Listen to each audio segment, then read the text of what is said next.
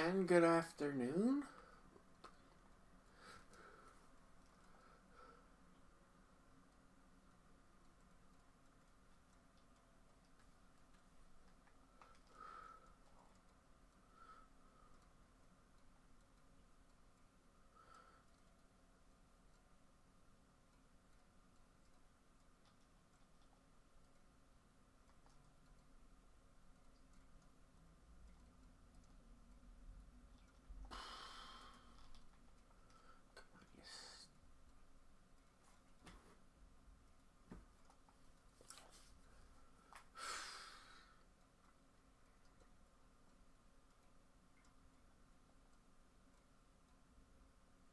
There we go. That's on.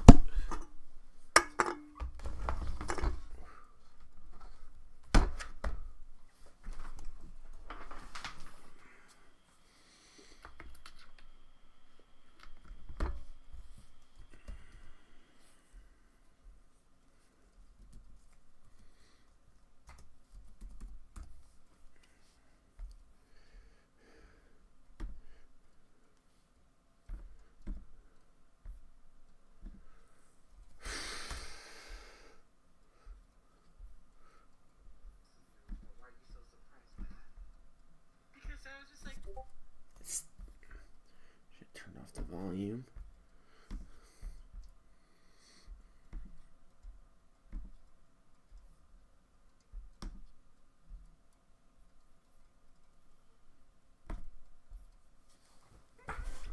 All right.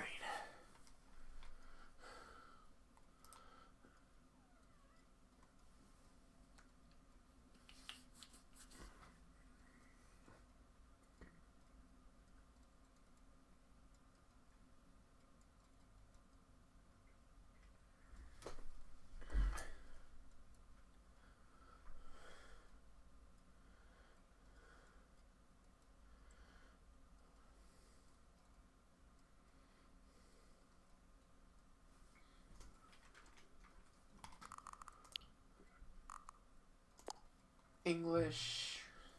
I have never played it before.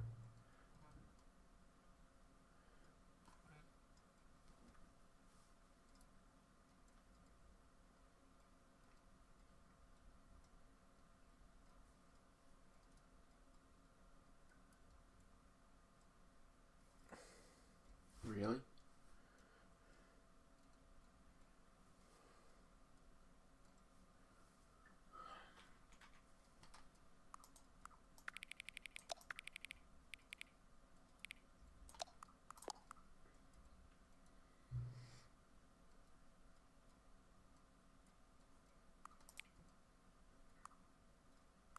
I see that.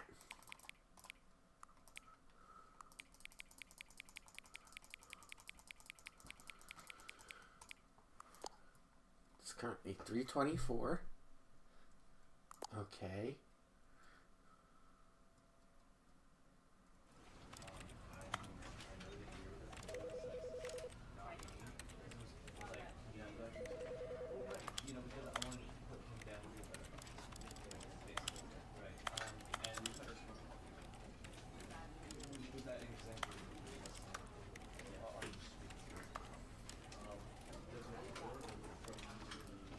Done.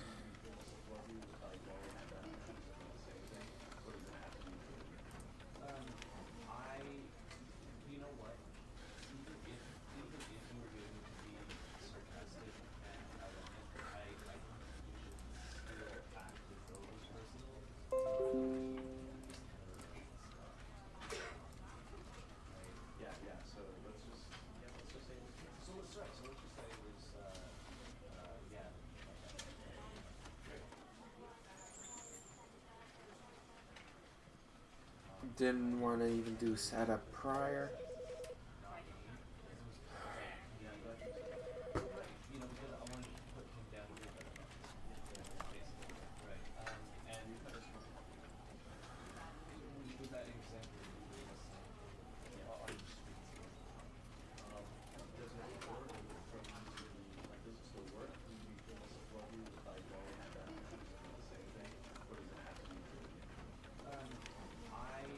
All right.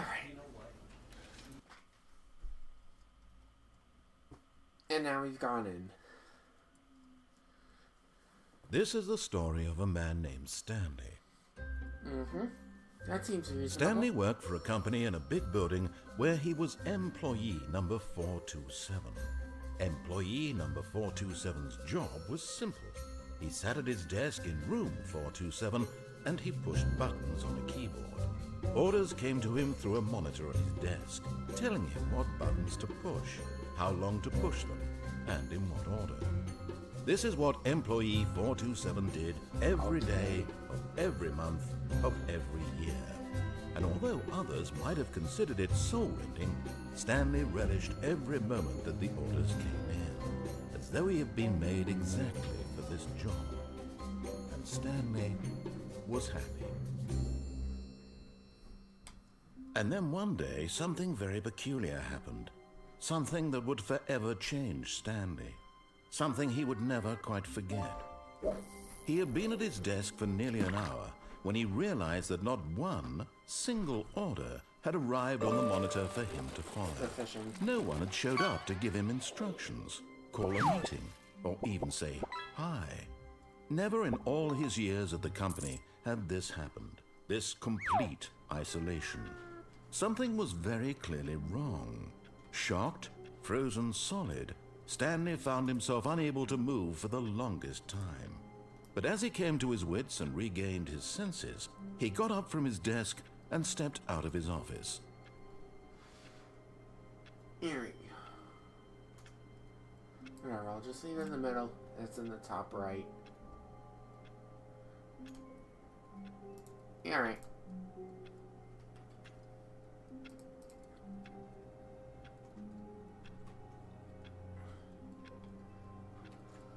Where this thing is on my screen is not so good actually.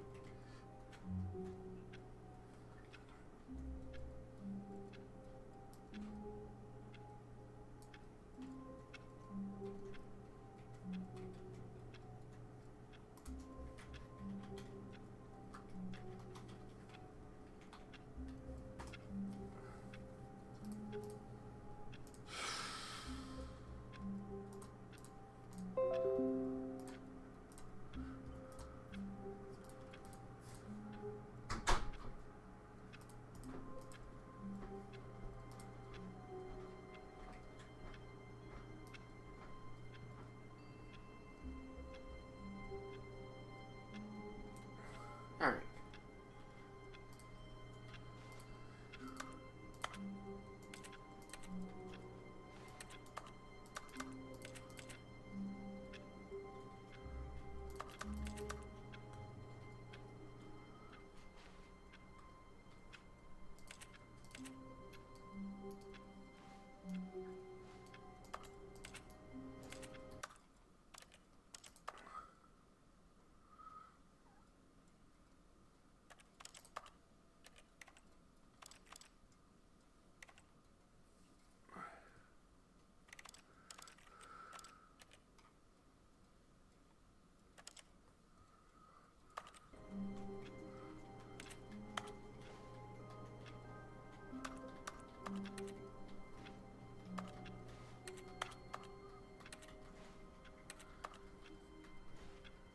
The only thing I wanted to look at was the controls, because all of his co-workers were gone. What could it mean? Stanley decided to go to the meeting room. Perhaps he had simply missed a memo.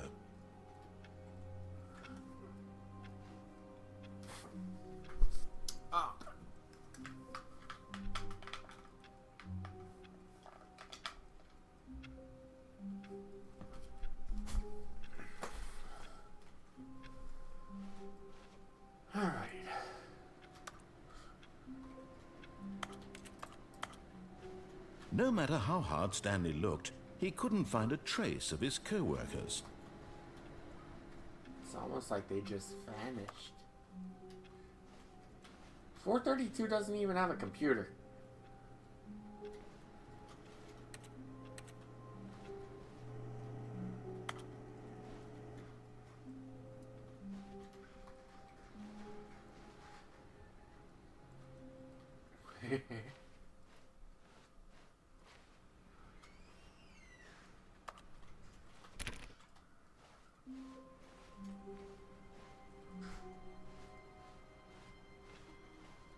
Stanley went around touching every little thing in the office, but it didn't make a single difference, nor did it advance the story in any way.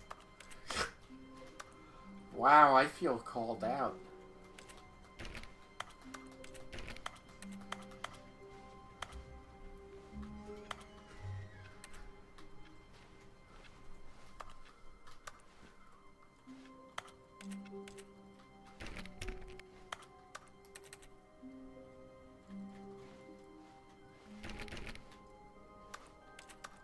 Touch the painting.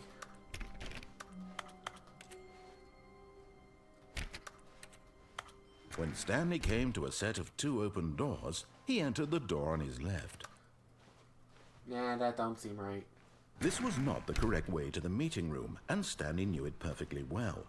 Perhaps he wanted to stop by the employee lounge first, just to admire it.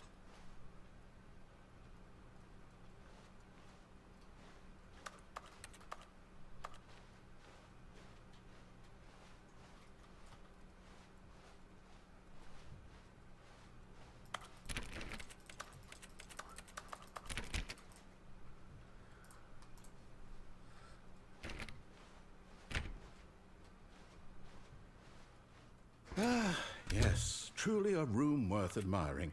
It had really been worth the detour after all, just to spend a few moments here in this immaculate, beautifully constructed room. Stanley simply stood here, drinking it all in.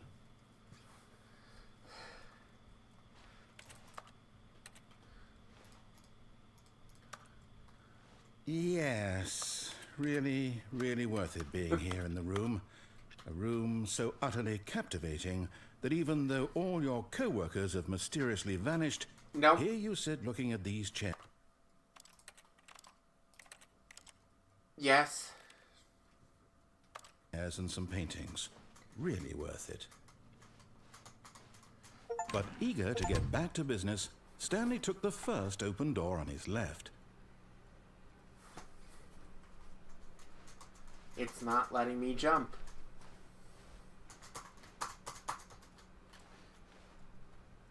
And so he detoured through the maintenance section, walked straight ahead to the opposite door, and got back on track.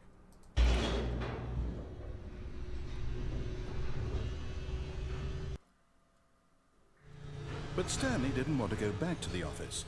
He wanted to wander about and get even further off track. So now in order to get back, he needed to go, from here it's, left. Oh, no, it's to the right, my mistake. No, not the right. Why would I have ever said it was to the right? What was I thinking? It's clearly... Oh dear, would you hold on for a minute, please? Now, let's see, we went down right, left, down, left, right. Yep, okay, yes. I've got it now. This story is absolutely, definitely this way.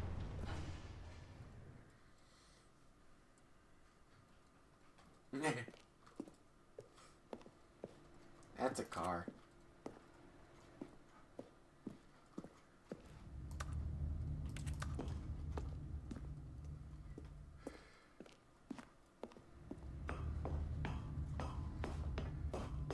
No. This isn't right at all. You're not supposed to be here yet. This is all a spoiler. Quick, Stanley, close your eyes. Okay. We just have to get back to, oh, who am I kidding? It's all rubbish now. The whole story completely unusable. How about, rather than waste my time trying to salvage this nonsense, we'll just restart the game from the beginning. And this time, suppose we don't wander so far off track, Okay, from the top. Whoa. All of his co-workers were gone. What could it mean? Stanley decided to go to the meeting room. Perhaps he had simply missed a memo. I'm not jumping. It's not letting me. When Stanley... Wait, what? No, I restarted. I swear I definitely restarted the game over, completely fresh. Everything should be... Oh, did something change? Stanley, did you change anything when we were back in that room with all the monitors? Did you move the story somewhere or... Hold on. Why am I asking you? I'm the one who wrote the story. It was right here just a minute ago. I know for sure that it's here somewhere. Okay, then. It's an adventure. Come, Stanley. Let's find the story. Alright. Let's go this way.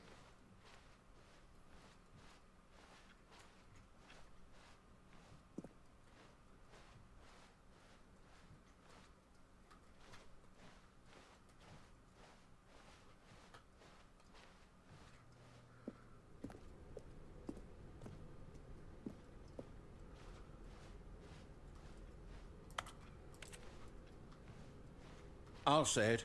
This is the worst adventure I've ever been on. I can promise you there definitely was a story here before.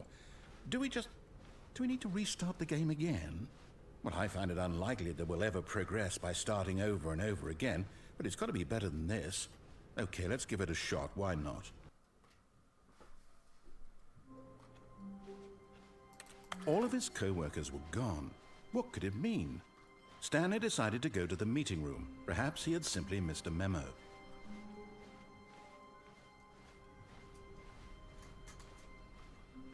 Okay, yep, it's worse. I might be remembering this wrong.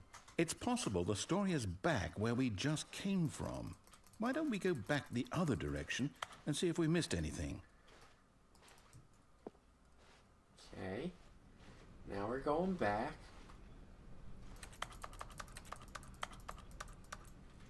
That's knocked over. Aha! I knew we'd missed something. The story. Here it comes. No, wait, never mind. Not the story. Okay, let's head back the other way and retrace our steps. Yeah. Now this... Well, I'll be honest, I don't recognize this place at all. Is this the story? I don't think so. I can't quite recall, but I believe my story took place in an office building. Is that correct? Do you remember, Stanley? Hold on. Well, do you know what? Since I've completely forgotten... I'll be right back.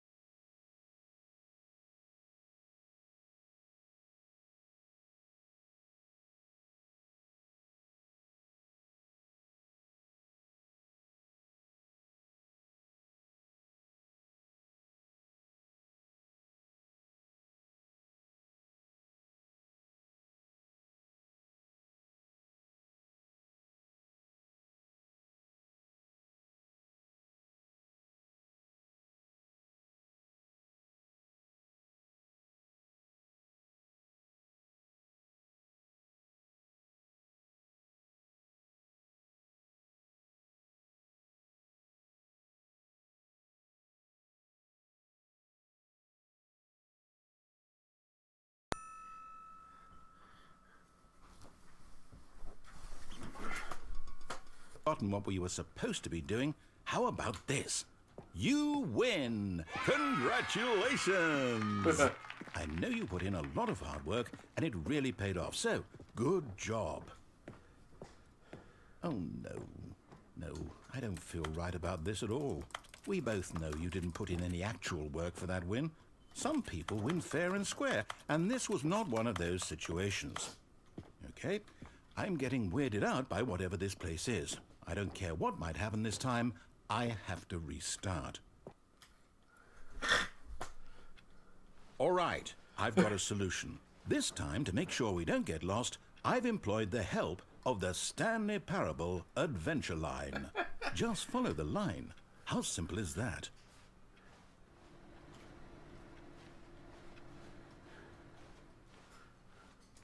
I'm looking to see if anything...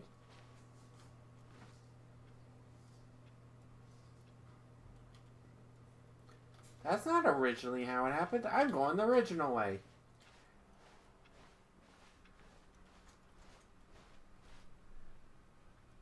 No, I'm down. We're leaving it up to the line from now on. No, not really.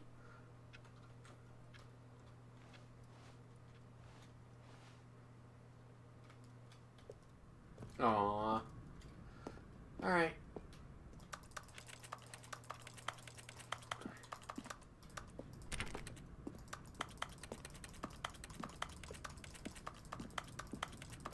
You see, the line knows where the story is. It's over in this direction. Onward, Stanley, to destiny. Though, here's a thought.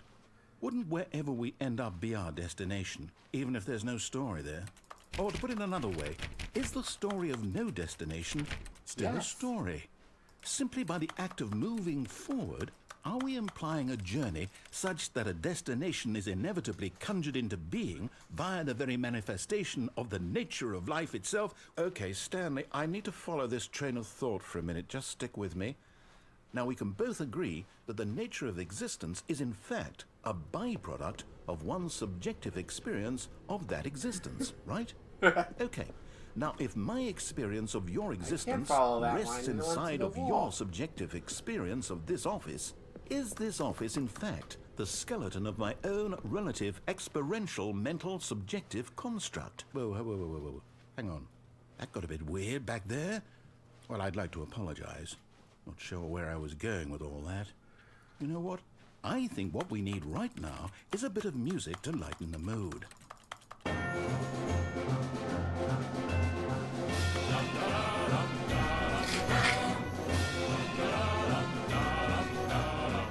Ow.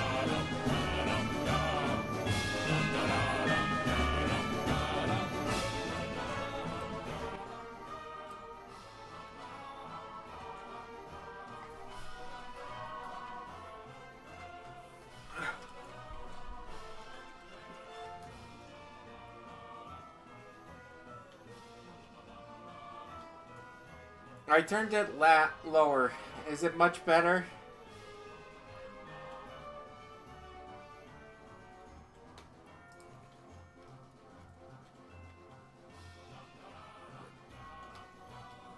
Sorry about that, but I did not expect the music.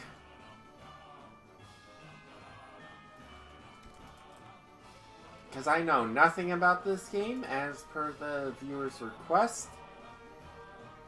As per Ellie's request.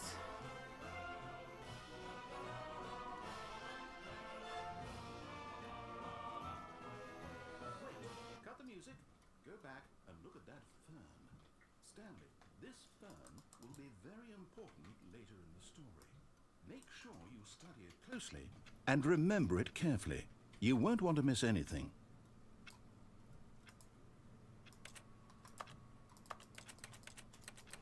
Okay, it's a fern. My memory's gonna be crap, so I'm just taking a picture of it.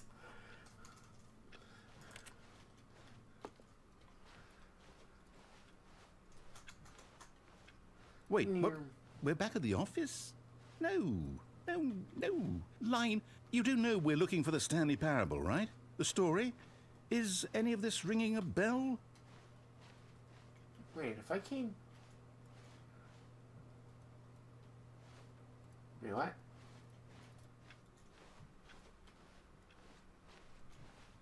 Came from here. So, let's just go this way. Let's actually follow this line for once. Oh, no, not again, Line. How could you have done this to us? And after we trusted you, after everything we've been through, you... Oh, I can't take this anymore. To hell with it. Restart.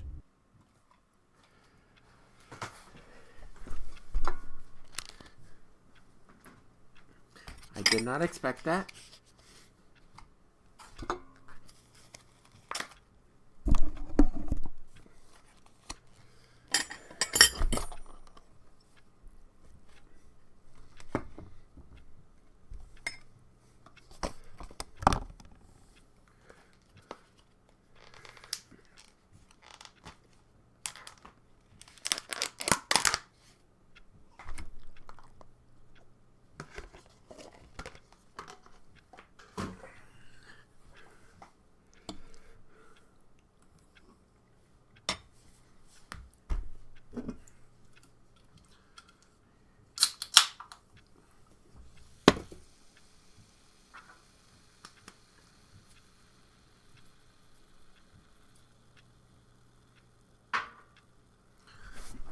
Alright.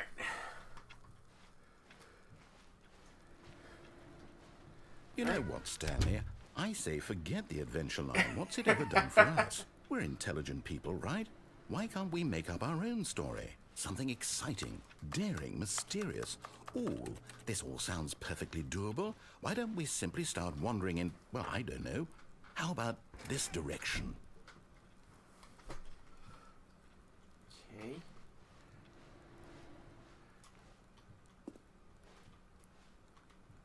And we went to 437. Now, yes, this is exciting. Just me and Stanley forging a new path, a new story. Well, it could be anything. What do you want our story to be? Go wild. Use your imagination. Whatever it might be, Stanley, I'm ready for it.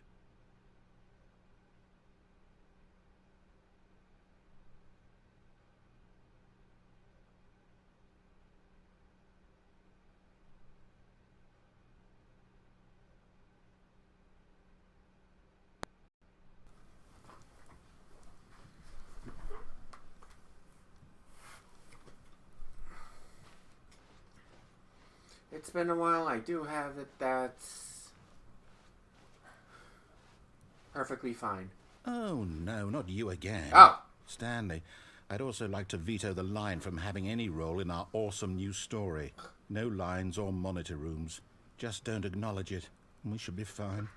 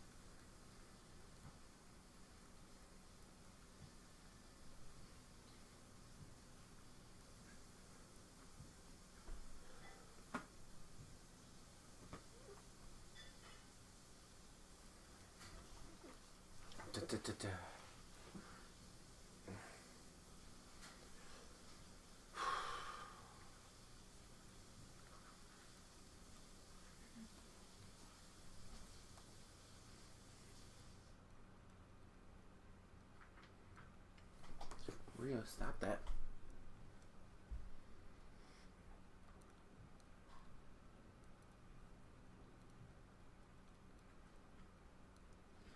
Oreo, stop that.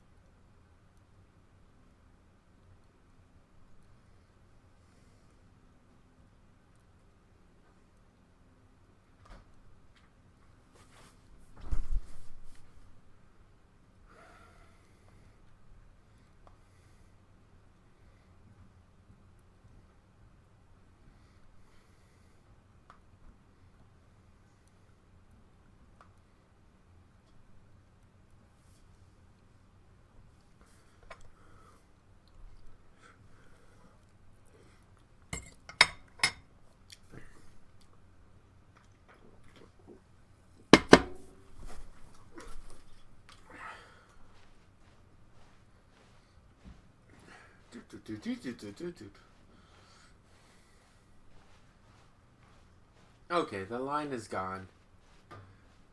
Ah, a choice. We get to make a decision. From here, the story is in our control. How important we mustn't squander the opportunity. In fact, I believe I need a minute to think here. Just walk in circles for a minute. Okay, so I know that each door has to lead somewhere, which means that somewhere, the place where we're trying to go, there must be a reverse door that leads here. And that in turn means that our destination corresponds with the counter-inverted reverse door's origin. So starting from the right, let us ask, will taking the right door lead us to where we're going? And since the answer is clearly yes, then by all accounts, the door on the right is the correct one. Another victory for logic. Come, Stanley. Hold on. Our destiny awaits. Oreo has to be kicked out now. Come on. Yeah?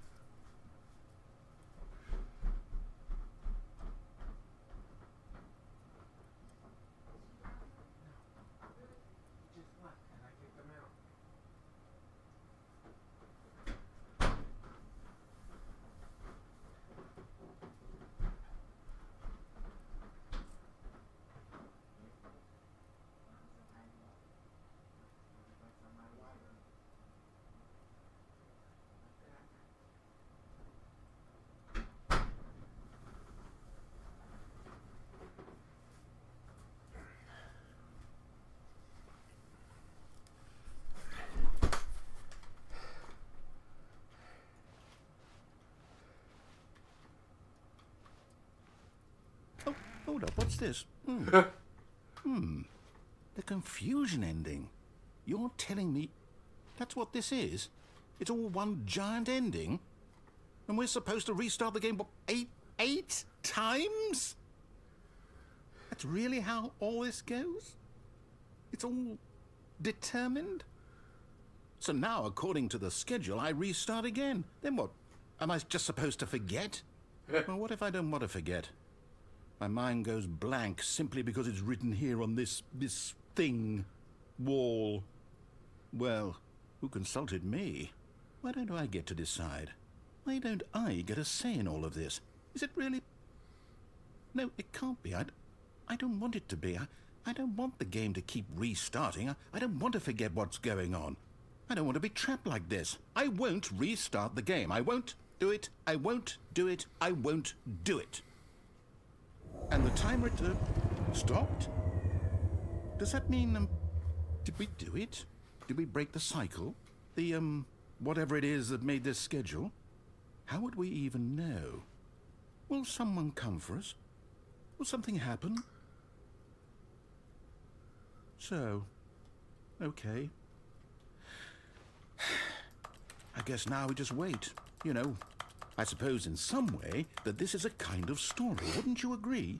I'm not quite sure if we're in the destination or the journey, though they're always saying that life is about the journey and not the destination. So I hope that's where we are right now. We'll find out, won't we? Eventually. Well, in the meantime, if you...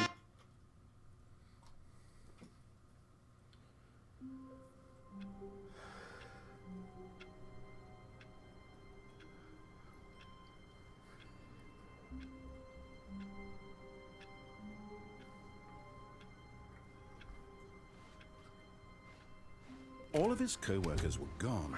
What could it mean? Stanley decided to go to the meeting room. Perhaps he had simply missed a memo. Alright, so what am I supposed to do?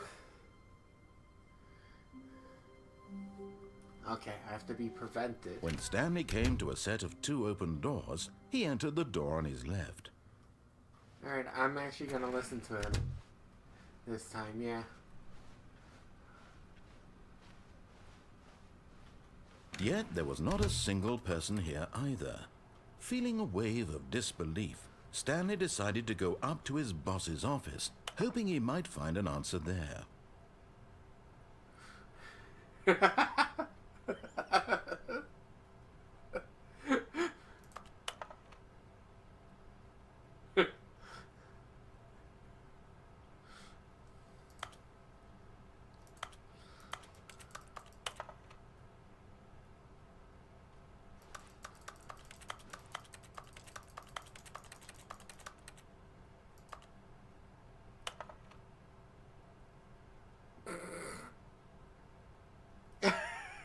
Chart slides. Charts and slides.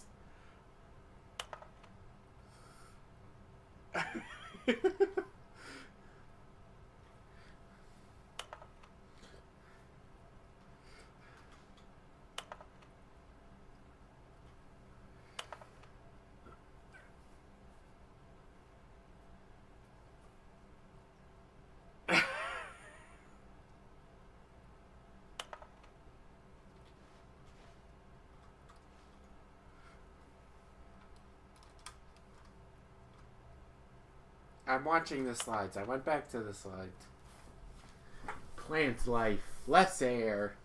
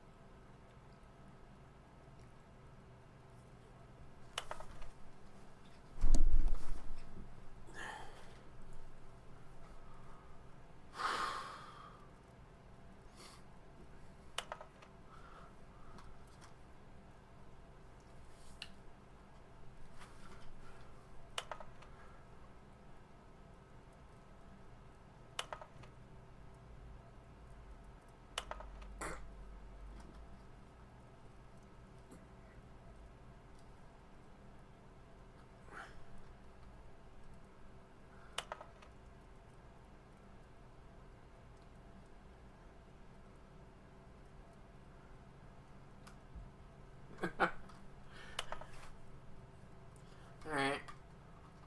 We have cycled through the slides.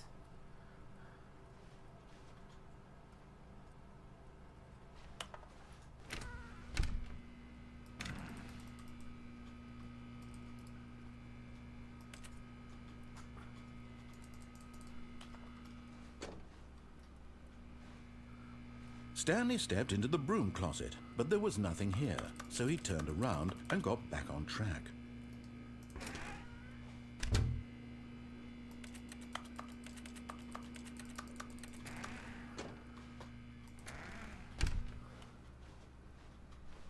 Coming to a staircase, Stanley walked upstairs to his boss's office.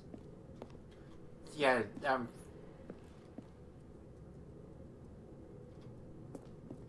guess not. What?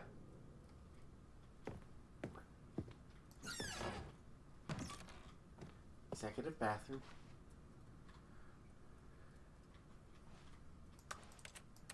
Extreme bathrooms.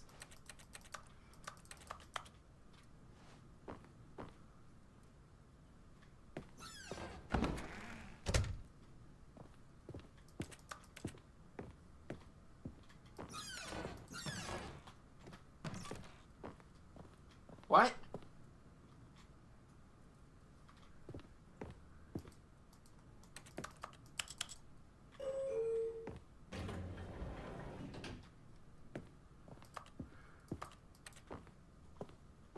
I'm confused by that. Stepping into his manager's office, Stanley was once again stunned to discover not an indication of any human life.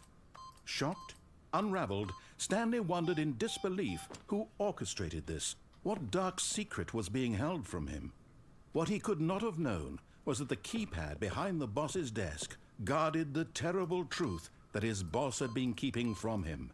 and so the boss had assigned it an extra secret PIN number, 2845. But of course, Stanley couldn't possibly have known this. Yet incredibly, by simply pushing random buttons on the keypad, Stanley happened to input the correct code by sheer luck. Amazing. He stepped into the newly opened passageway.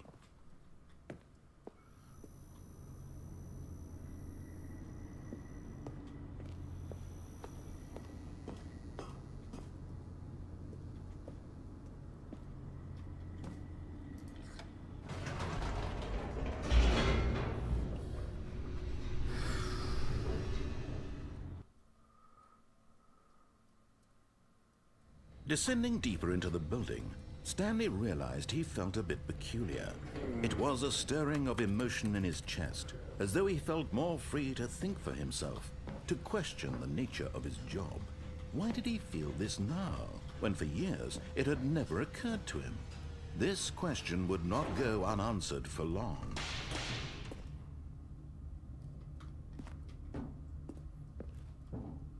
Stanley walked straight ahead through the large door that read Mind Control Facility.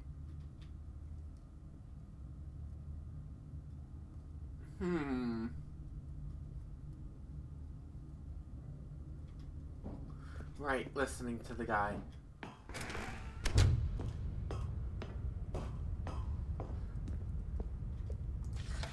The lights rose on an enormous room packed with television screens. What horrible secret did this place hold? Stanley thought to himself. Did he have the strength to find out?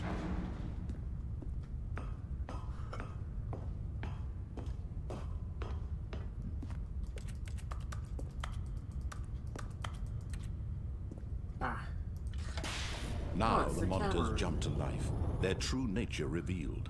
Each bore the number of an employee in the building, Stanley's co-workers. The lives of so many individuals reduced to images on a screen, and Stanley, one of them, eternally monitored in this place where freedom meant nothing. 234 is whacked up.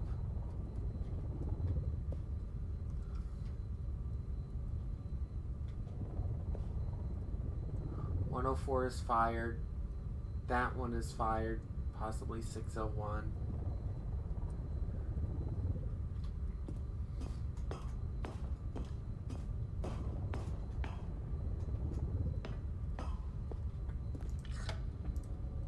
This mind control facility, it was too horrible to believe. It couldn't be true. Had Stanley really been under someone's control all this time? Was this the only reason he was happy with his boring job? That his emotions had been manipulated to accept it blindly? No, he refused to believe it. He couldn't accept it. His own life in someone else's control? Never! It was unthinkable. Wasn't it? Was it even possible? Had he truly spent his entire life utterly...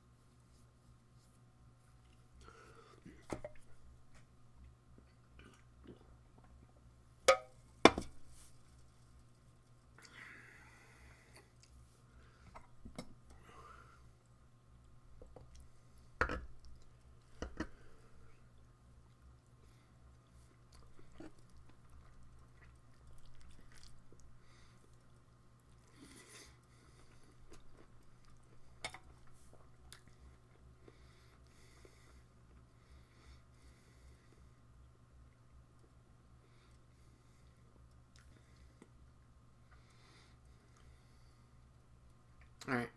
Welcome back.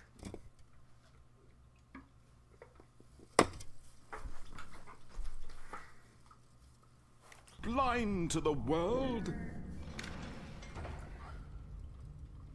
But here was the proof. The heart of the operation. Controls labeled with emotions.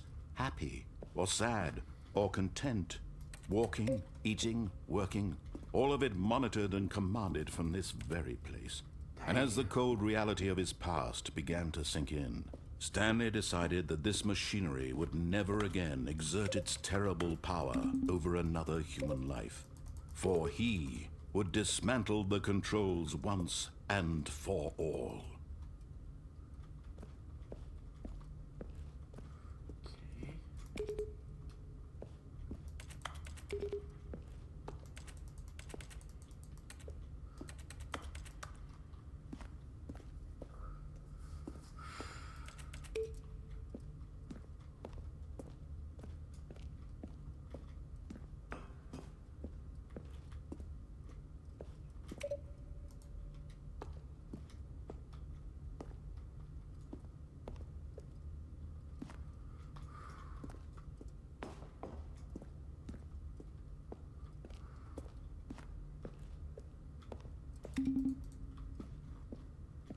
And then 4's up there.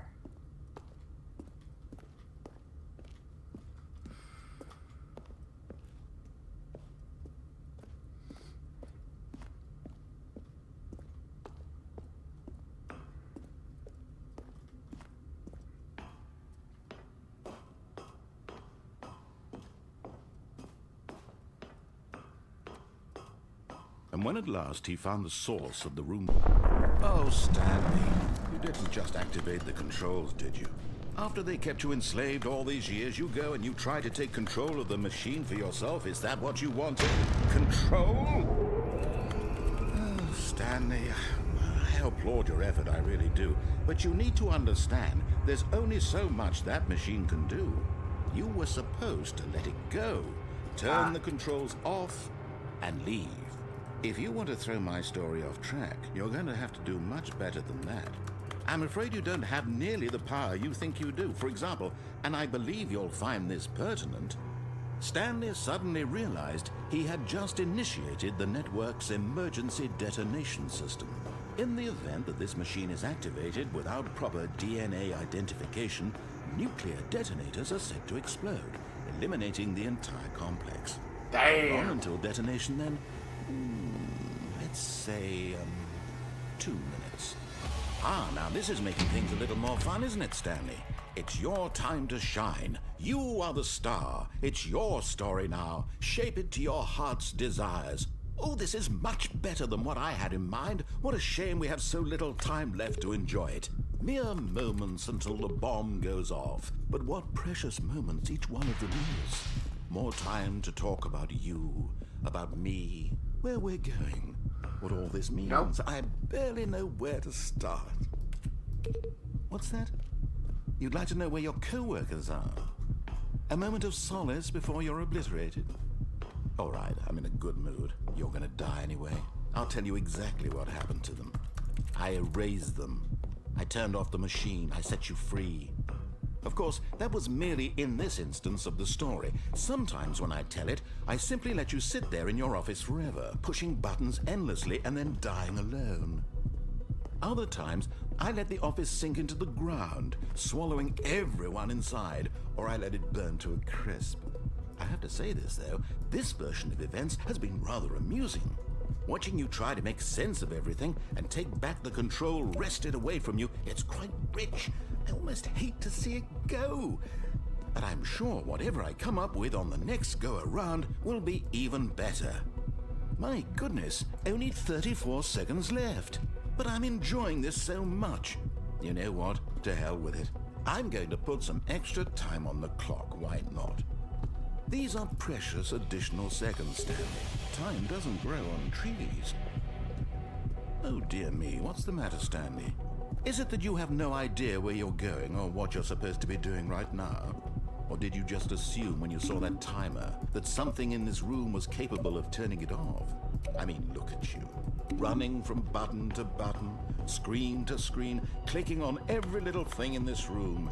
These numbered buttons, no, these colored ones, or maybe this big red button, or this door. Everything, anything, something here will save me. Why would you think that, Stanley? That this video game can be beaten? Won? Solved? Do you have any idea what your purpose in this place is? Stanley, you're in for quite a disappointment. But here's a spoiler for you.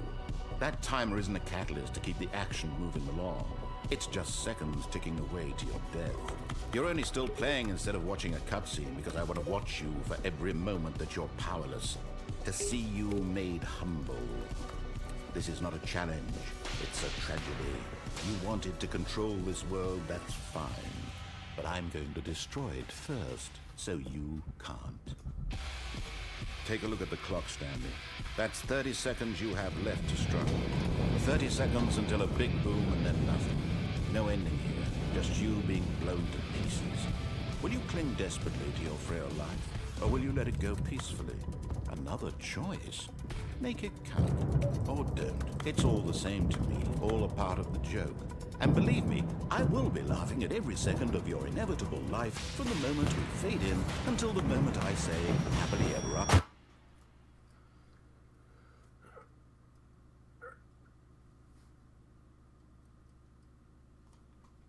Well, I think I was supposed to do something with the four colored. All of his co-workers were gone. What could it mean? Stanley decided to go to the meeting room. Perhaps he had simply missed a memo.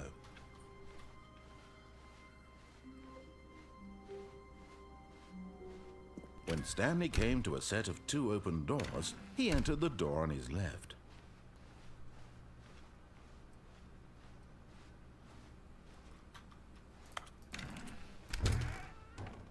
Yet there was not a single person here either. Feeling a wave of disbelief, Stanley decided to go up to his boss's office, hoping he might find an answer there.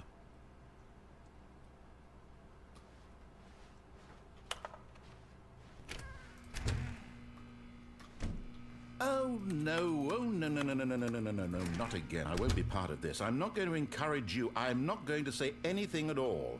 I'm just going to be patient and wait for you to finish whatever it is you enjoy doing so much in this room. Please take your time.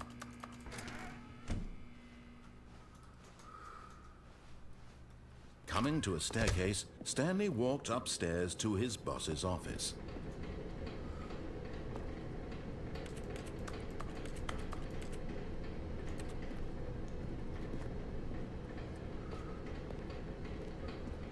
But Stanley just couldn't do it. He considered the possibility of facing his boss, admitting he had left his post during work hours. He might be fired for that. And in such a competitive economy, why had he taken that risk? All because he believed everyone had vanished? His boss would think he was crazy. And then something occurred to Stanley. Maybe, he thought to himself, maybe I am crazy. All of my co-workers blinking mysteriously out of existence in a single moment for no reason at all? None of it made any logical sense. And as Stanley pondered this, he began to make other strange observations. For example, why couldn't he see his feet when he looked down? Why did doors close automatically behind him wherever he went? And for that matter, these rooms were starting to look pretty familiar. Were they simply repeating? No, Stanley said to himself, this is all too strange. This can't be real. And at last, he came to the conclusion that had been on the tip of his tongue. He just hadn't found the words for it. I'm dreaming, he yelled. This is all a dream. Oh, what a relief Stanley felt to have finally found an answer, an explanation. His co-workers weren't actually gone. He wasn't going to lose his job. He wasn't crazy after all. And he thought to himself, I suppose I'll wake up soon. I'll have to go back to my boring real-life job pushing buttons. I may as well enjoy this while I'm still lucid.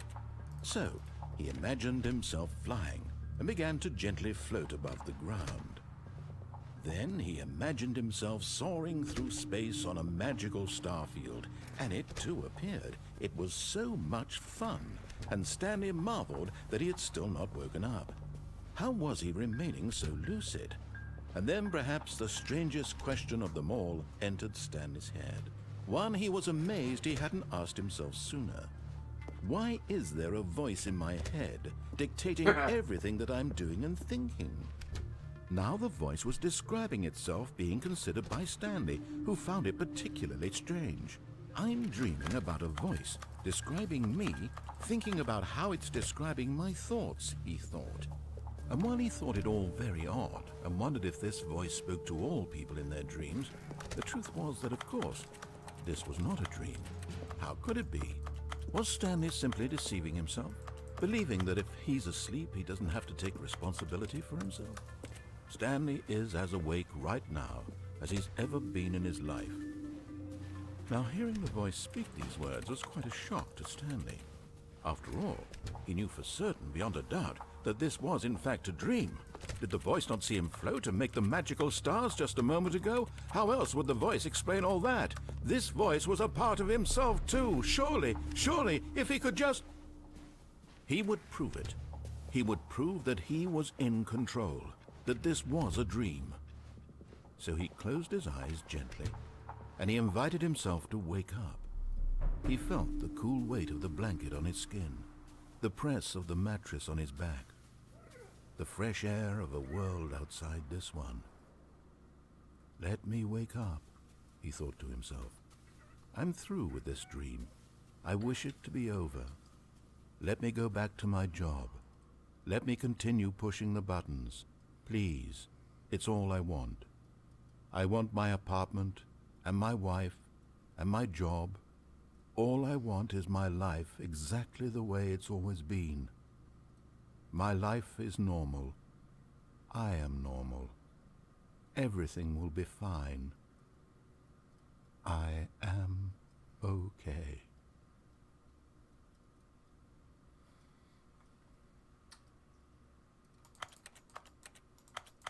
Stanley began screaming. Please, someone, wake me up. My name is Stanley. I have a boss. I have an office. I am real. Please, just someone tell me I am real. I must be real. I must be. Can anyone hear my voice? Who am I? Who am I? And everything went black.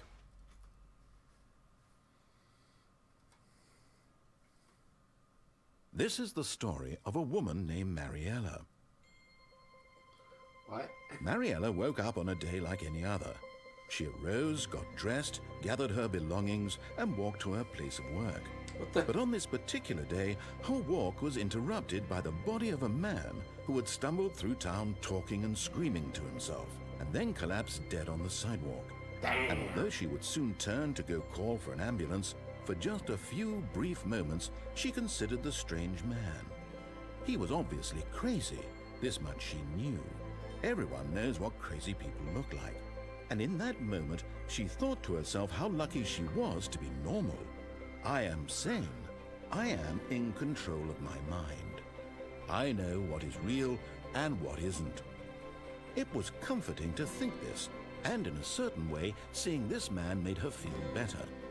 But then she remembered the meeting she had scheduled for that day, the very important people whose impressions of her would affect her career, and by extension, the rest of her life. She had no time for this, so it was only a moment that she stood there, staring down at the body. And then she turned and ran.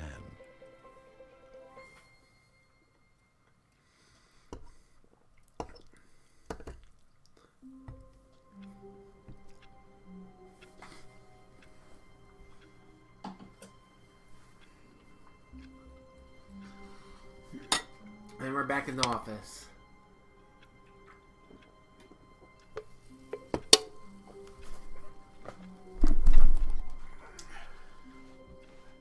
All of his co-workers were gone.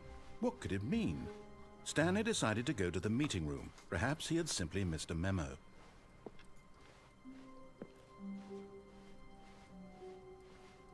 When Stanley came to a set of 2 open doors, he entered the door on his left.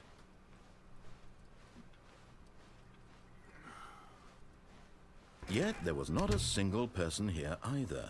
Feeling a wave of disbelief, Stanley decided to go up to his boss's office, hoping he might find an answer there. That'll be on the next run through. The broom closet is closed. Coming to a staircase, Stanley walked upstairs to his boss's office.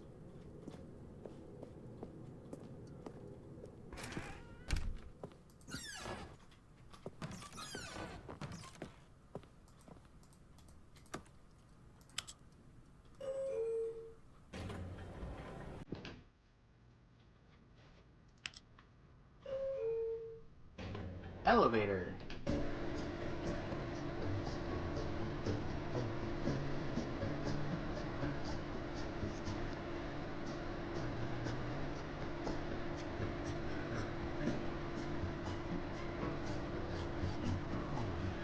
Oh.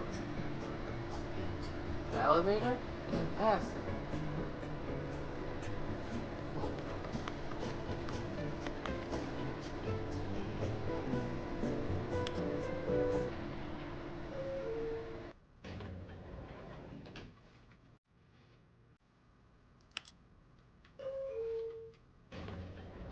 Dang.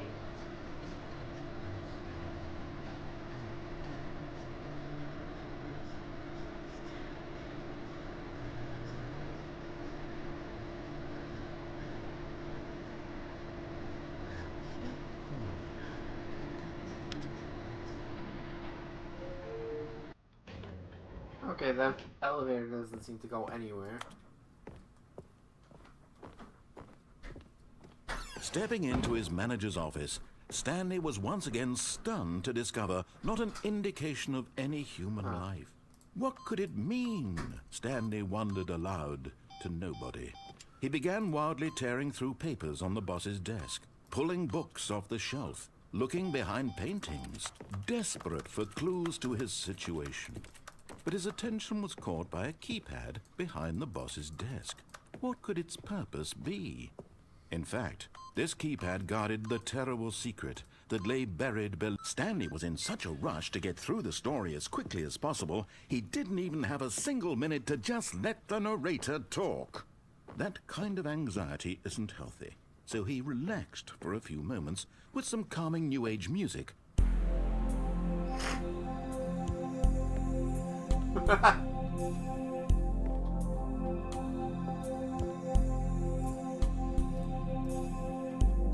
I guess I Feeling just gotta... soothed and rejuvenated, Stanley calmly walked forward into the opened passageway.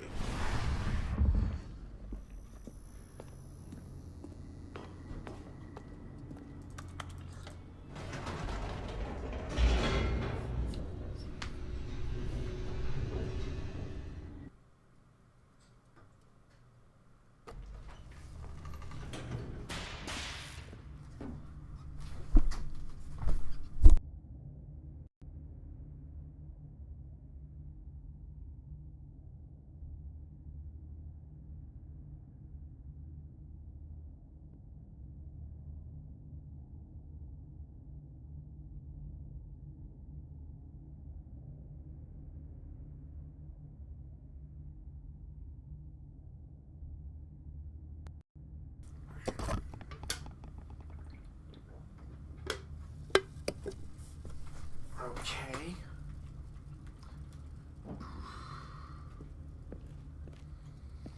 Stanley walked straight ahead through the large door that read Mind Control Facility.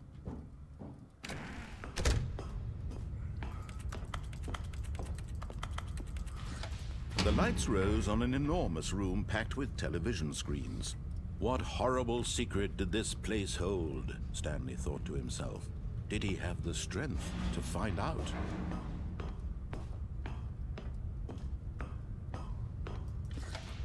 Now the monitors jumped to life, their true nature revealed.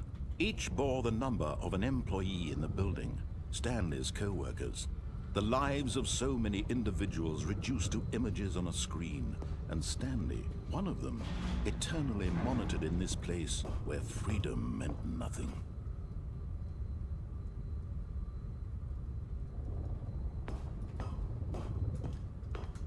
No, I cannot jump. This mind control facility, it was too horrible to believe. It couldn't be true. Had Stanley really been under someone's control all this time? Was this the only reason he was happy with his boring job? That his emotions had been manipulated to accept it blindly? No. He refused to believe it. He couldn't accept it. His own life in someone else's control? Never! It was unthinkable, wasn't it? Was it even possible? Had he truly spent his entire life utterly blind to the world? But here was the proof. The heart of the operation. Controls labeled with emotions. Happy, or sad, or content. Walking, eating, working. All of it monitored and commanded from this very place. And as the cold reality of his past began to sink in, Stanley decided that this machinery would never again exert its terrible power.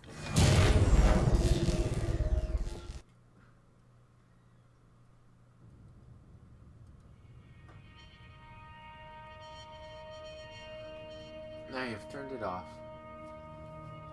Blackness, and a rising chill of uncertainty. Was it over? Nope. Yes. He had won. He had defeated the machine, unshackled himself from someone else's command. Freedom was mere moments away.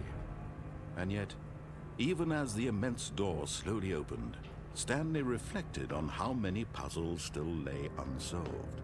Where had his co-workers gone? How had he been freed from the machine's grasp? What other mysteries did this strange building hold? But as sunlight streamed into the chamber, he realized none of this mattered to him.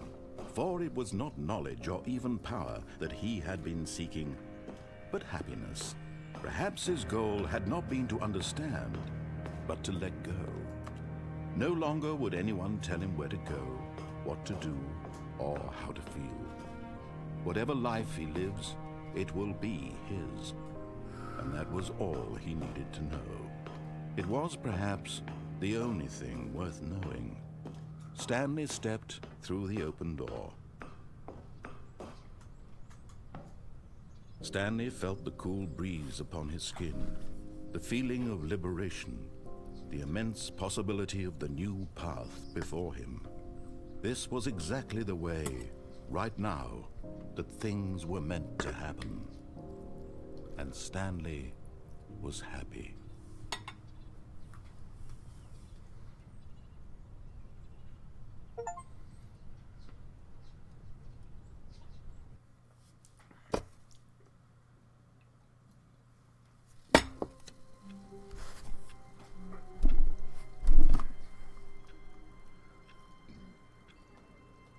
Hello. I can't wait to tell this story to my co-workers, Stanley thought. And we're How back. amusing they'll find it. Oh, won't we all just laugh and laugh at the time I thought everyone had gone missing.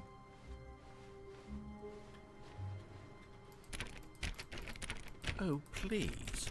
Are you really just doing this for the achievement? Click a door 5 times. Is that all that you think an achievement is worth? No. I can't just give these merits away for such How are little you effort. doing? A measly 5 clicks. Now suppose you were to click the door 20 times. I would say that's the kind of effort that warrants recognition. I have to say I'm still not feeling the satisfaction of witnessing true effort for a noble cause. Perhaps 50 clicks will do it. Yes, almost certainly 50 clicks. We're just clicking away.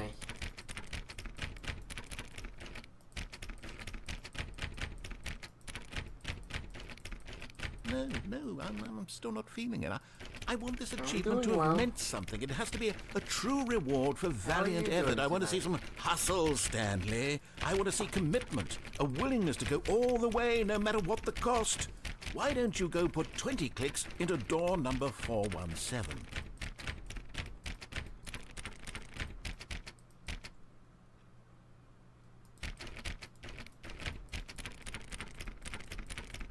Well, thank you for that.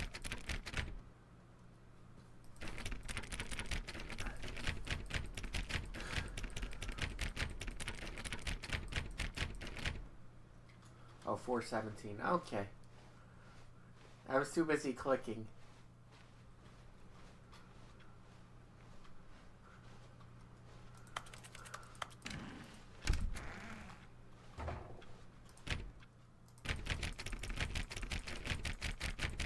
Oh, great. Now, go click a few times on door 437. Well, welcome. Glad you stopped by. 437. Excellent. I think we're getting somewhere. Now, door 415. Let's give it 10 clicks or so.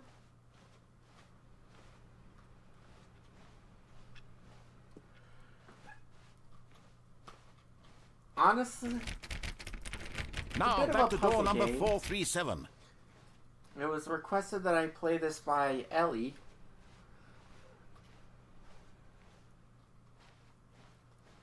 Let's see. How about you click on, well, I don't know, the copy machine? Wait, where is the copy machine?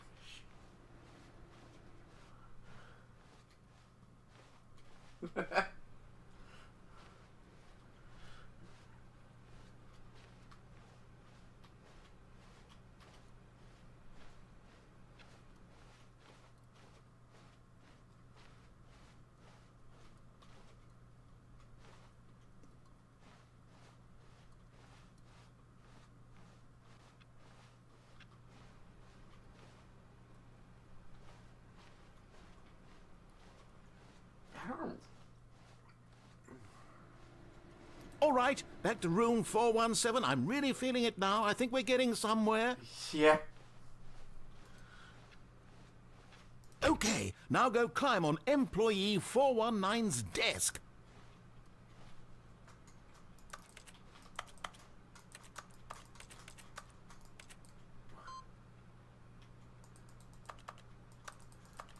Yes! This is great! You're putting it all on the line, Stanley. I like that. All right, let's keep it up. Go give me a few clicks on door 416. Few clicks. We've almost got it! Now the copy machine, do that one again!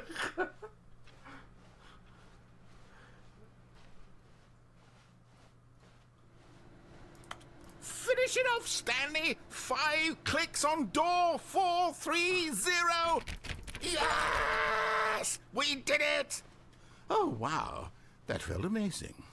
Yeah. Oh, you really earned it, Stanley. Nothing could hold you back. Yes, I'm very proud of how far we've come today. Just think, only a few minutes ago, you believed an achievement was worth 5 little clicks. Really now? I really What did were get you an thinking? Steam achievement. Not sure if you heard it.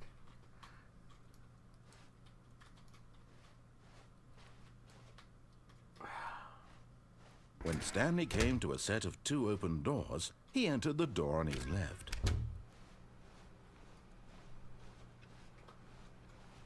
Unfortunately, my keyboard seems to not be Yet there working. was not a single person here either. Feeling a wave of disbelief, Stanley decided to go up to his boss's office, hoping he might find an answer there. Coming to a staircase, Stanley walked upstairs to his boss's office.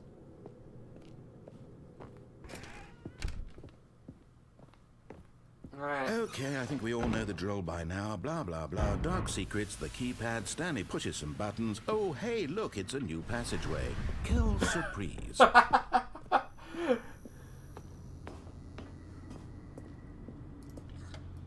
Aww.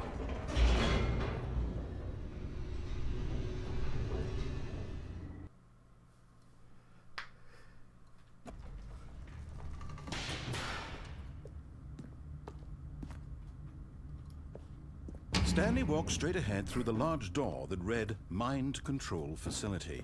Nope, we're just gonna escape. Although this passageway had the word escape written on it, the truth was that at the end of this hall, Stanley would meet his violent death. Alright, let's go for The violent door death. behind him was not shut.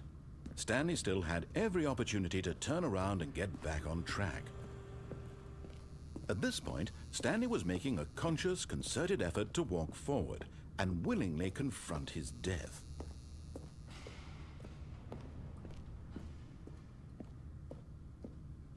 Whee!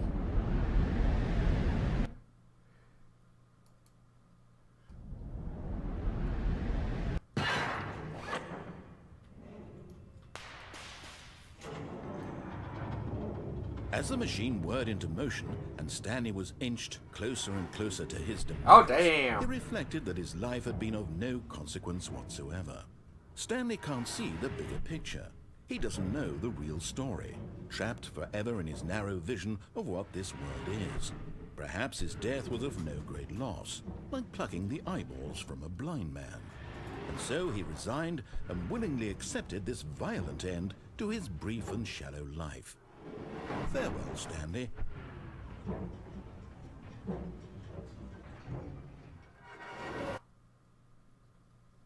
What? "Farewell, Stanley," cried the narrator, as Stanley was led helplessly into the enormous metal jaws.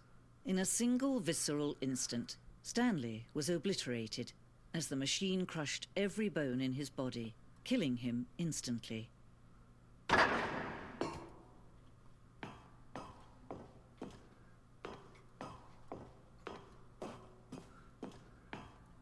Title! And yet it would be just a few minutes before Stanley would restart the game, back in his office, as alive as ever. What exactly did the narrator think he was going to accomplish?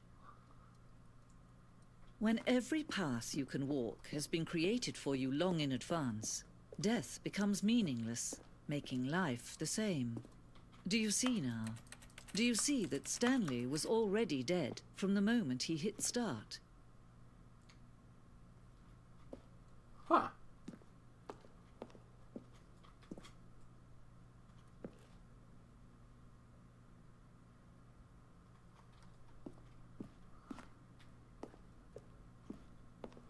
Weird.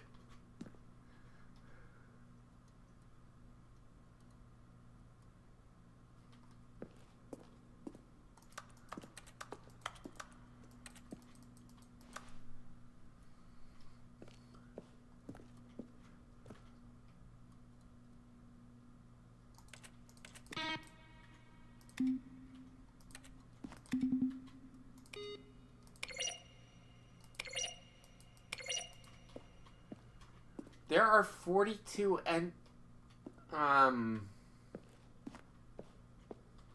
endings for this game.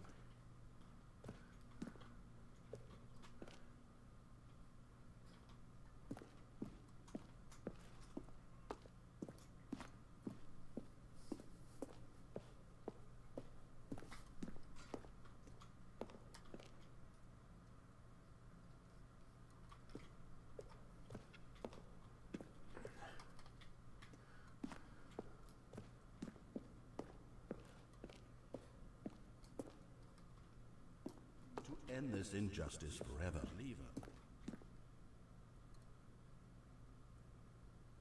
Stanley pushed the big red button. Huh.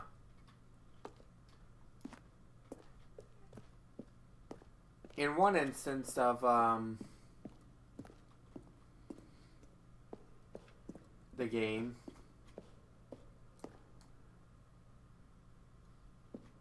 got the freedom ending.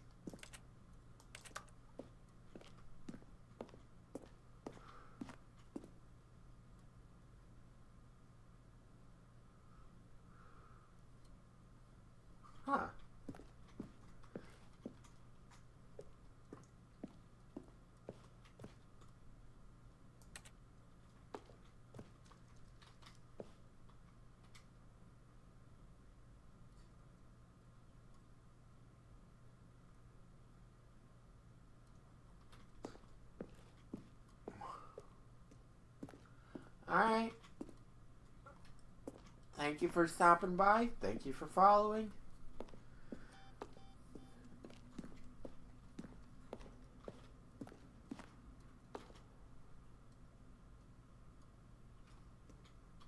And I think the next one that will eventually be done is going to be Dragon Quest III. We're coming off on the... This Saturday is the 1 month special ending. Okay, so that's the first one. That's the second. And that's the third. Interesting.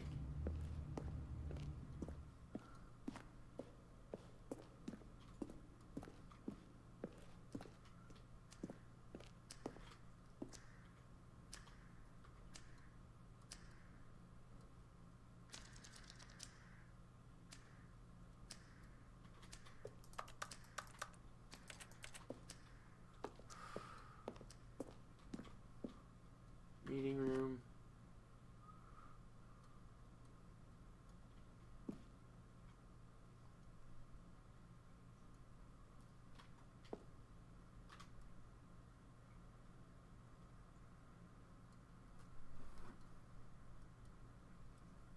Okay.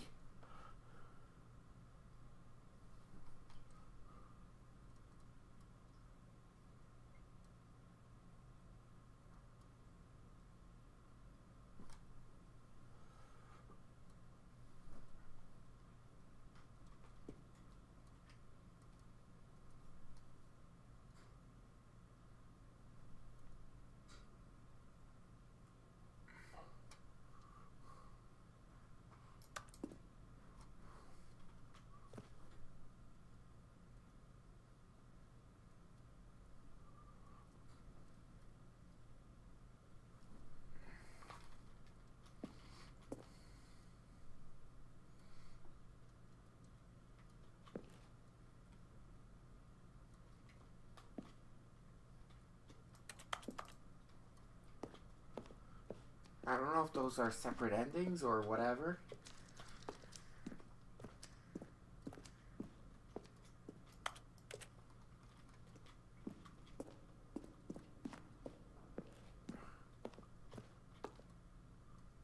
What?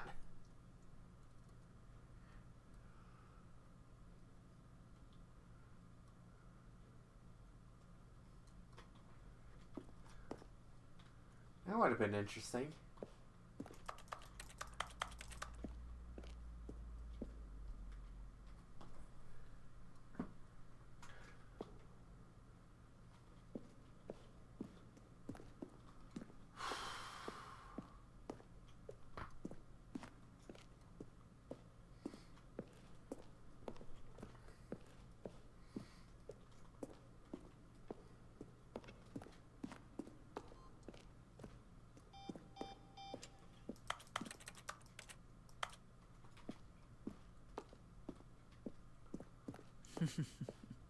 Oh, look at these two. How they wish to destroy one another. How they wish to control one another. How they both wish to be free. Can you see? Can you see how much they need one another? No, perhaps not. Sometimes these things cannot be seen.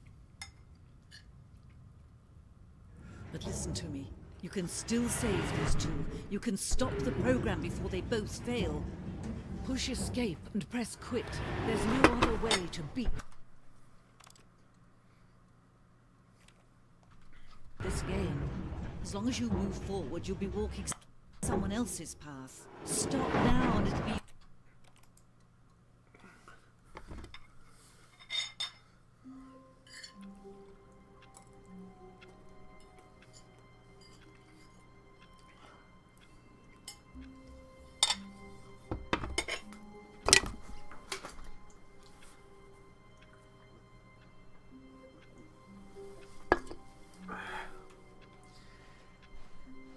Someone was following Stanley. He was sure of it. If he checked over his shoulder now, he would surely catch them. It was only a matter of time. It sure was interesting. It sure is interesting.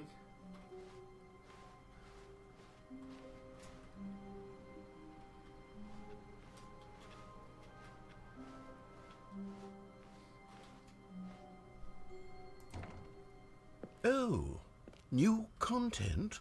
What does that mean, new content?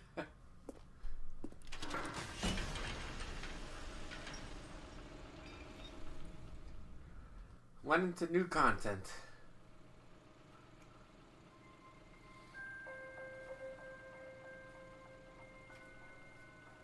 Hello, and thank you for playing the Stanley Parable Ultra Deluxe. As you may know, the Stanley Parable was a video game released in 2013 on home computers. After receiving critical and commercial success, it was expanded upon in 2022 with the Stanley Parable Ultra Deluxe, a reimagining of the game for consoles and home computers. The Stanley Parable Ultra Deluxe features exciting new content that broadens and expands the world of the Stanley Parable, delighting audiences the world over. Please, step inside and see what thrilling new adventures await in the Stanley Parable Ultra Deluxe. Oh, well, this sounds delightful. I'm very excited to see the thrilling new Ultra Deluxe content.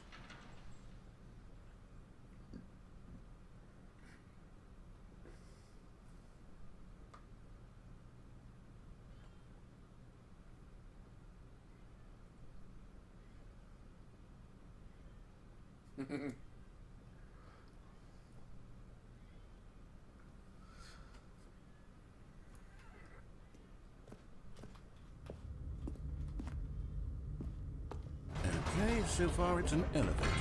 Nothing special yet, but I'm sure it's just the beginning of a mesmerizing adventure.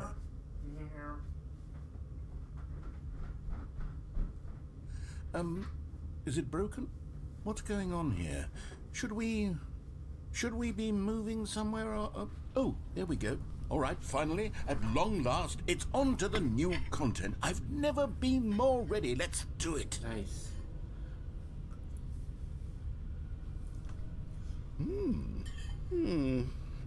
I have to say, initial impressions of Stanley Parable Ultra Deluxe, mostly tedious.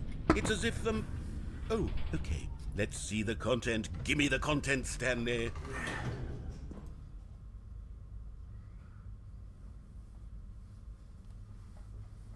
Gonna be good, bud?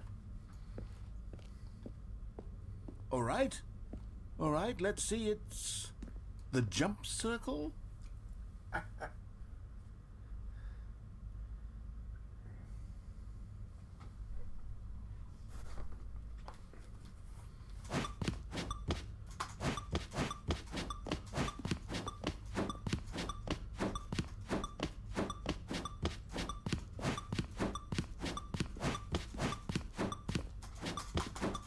We're jumping.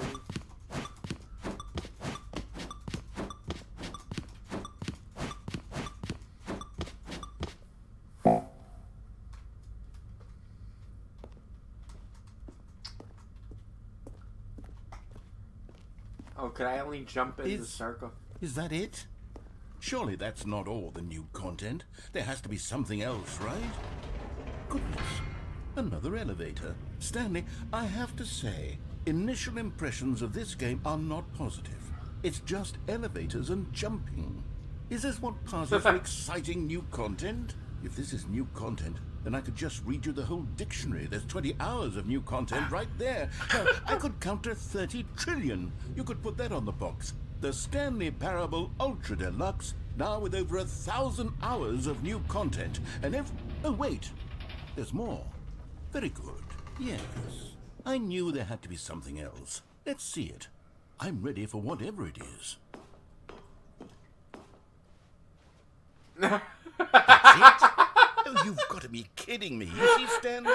This is what happens when greedy video game developers with no respect for their fan base rush a cheap expansion to market for no reason other than to make an easy dollar. And don't get me started on the level of craftsmanship that's gone into it. In fact, I'm looking right now at the game's achievements, and it's hard to believe one of them actually says, "Test achievement, please ignore." What quality assurance department signed off on this?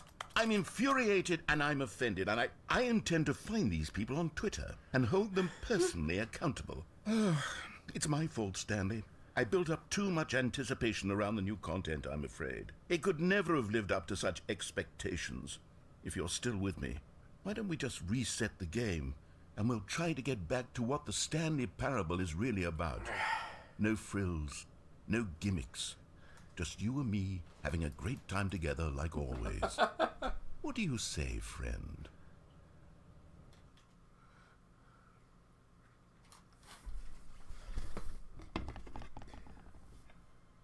What?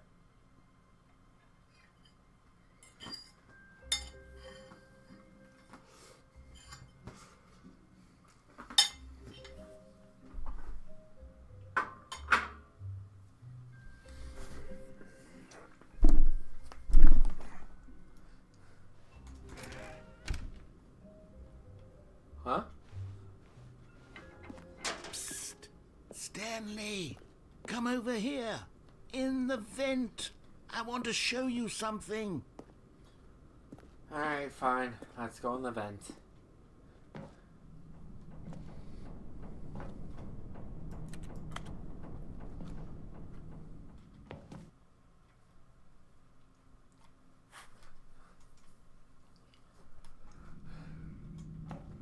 Okay, you remember how cheap and unsatisfying the new Ultra Deluxe content turned out to be? Well, it got me thinking about the past, and how much better the Stanley Parable used to be. So I made something special and tucked it away here where the game's developers won't find it. Just our little secret. Take a look.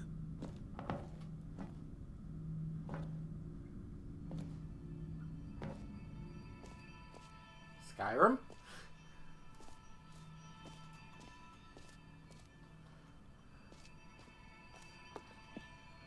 I call it the Memory Zone. It's where I've been storing all my favorite memories so I can relive the peak experiences of my life whenever I want. Experiences like the launch of the Stanley Parable on PC. You see, Stanley, doesn't the Memory Zone remind you of how wonderful Stanley Parable was before it was sullied with a cheap re-release? Remember back in October of 2013, when the game originally launched? Back then, video games had integrity. Back then, it all meant something. Oh, the waste.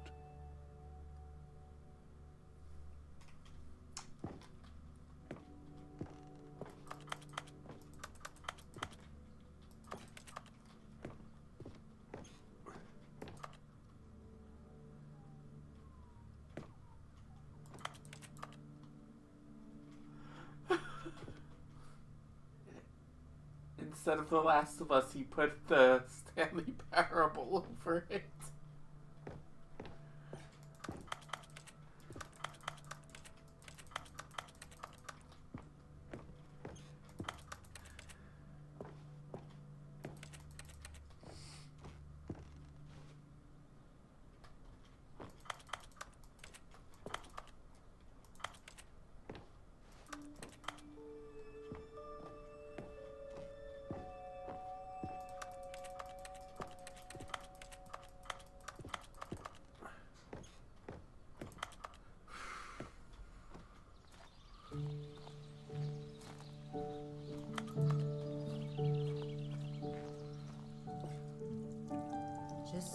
And over here is where I keep reviews of the Stanley Parable. Like this stunning triumph of games journalism, 10 out of 10 from Destructoid.com. James Stephanie Sterling writes, and I quote, "Where so many games that aspire to be more than games end up less than any form of art, Stanley Parable strives and then succeeds to be every game ever created."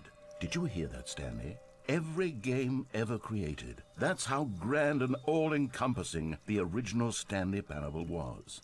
It was literally every game ever created. It was Skyrim, it was Persona 3, it was all of them, and now it's nothing. It's no games at all. It isn't even the Stanley Parable anymore. It's just a husk now. A lifeless husk with an hour of new elevator content.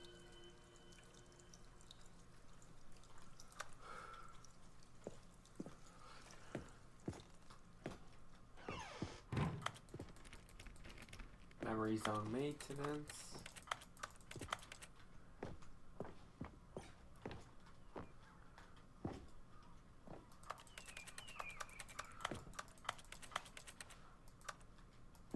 Person of the year, that's supposed to be Stanley, I guess.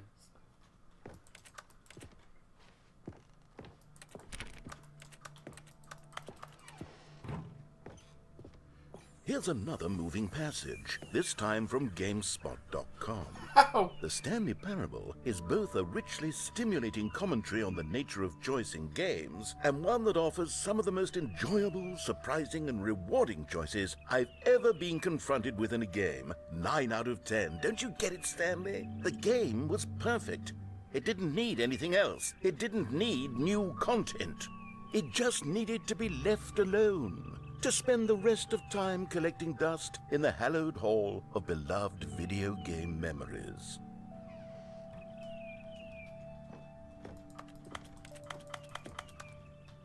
Carpet textures. The serious room. I want to go to the serious room.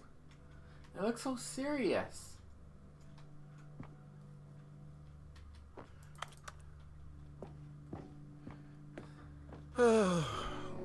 These were simpler times, Stanley. What I Can't wouldn't jump. give to go back. Could only to have jump it in the all circle. over again.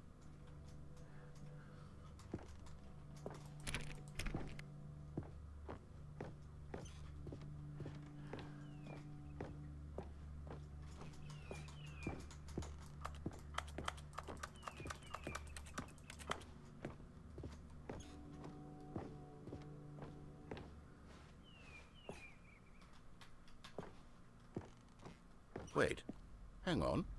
I don't recall this part of the memory zone before. What's this? What's down here? Oh no. Oh God, no. Stanley, it's a collection of reviews from Steam, the online video game distributor. I haven't looked at these in years. I can't even imagine what's been collecting down here. Surely these reviews were glowing as well, weren't they?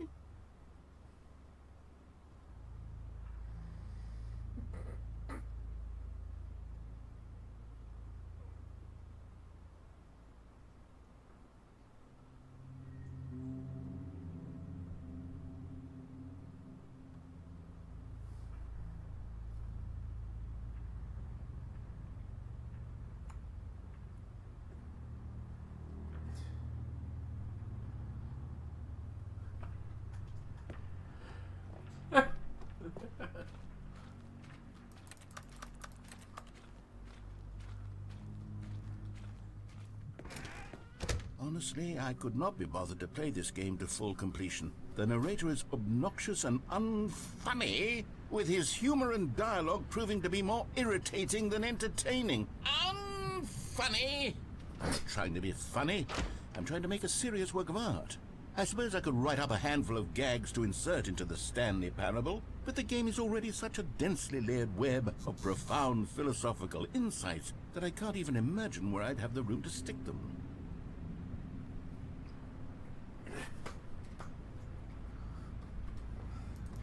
Can't go back. Alright, let's see what the next review that they've added in here is.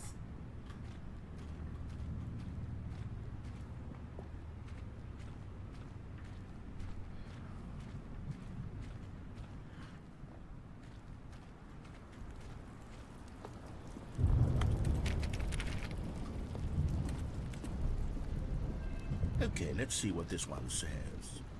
While the idea for the game is good, for someone who prefers non-linear games, this preachiness gets annoying fast. Preachy? Stanley? I'm not preachy, am I? You can tell me if I'm preachy. Honestly, you can. Yeah, you kind of are. This is actually quite shocking for me. Well, to be honest, I had always thought of the game's dialogue as being rather terse to begin with. You can't know how much fluff I cut from the game to get it to feel as light and airy as it... Well, I always thought it did. But maybe it wasn't.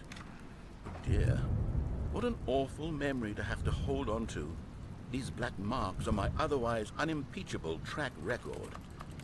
I feel like a failure. Like I let these people down. Perhaps the Stanley Parable isn't quite as sterling as I always remembered.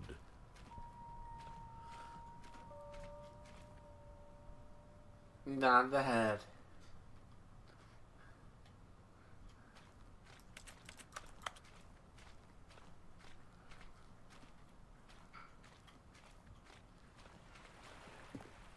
What's this one got to say? You constantly have to stop doing anything so the narrator can catch up with his long-winded explanations of what's happening. I wish there was a skip button. A skip button? Well, yes. Yes, I think we can do that. If I'm truly too preachy, then maybe letting you skip ahead for just a moment, surely it couldn't hurt. Not if it means we can strike these negative reviews from the record. Only positive reviews of the Stanley Parable. That's my motto today, and it's always been my motto. I'd do anything for the customer, Stanley. Yes, a skip button we shall have.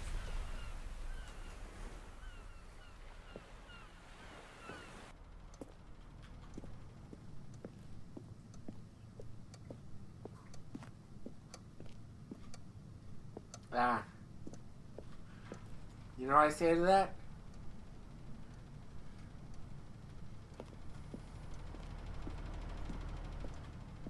And here it is. Go ahead.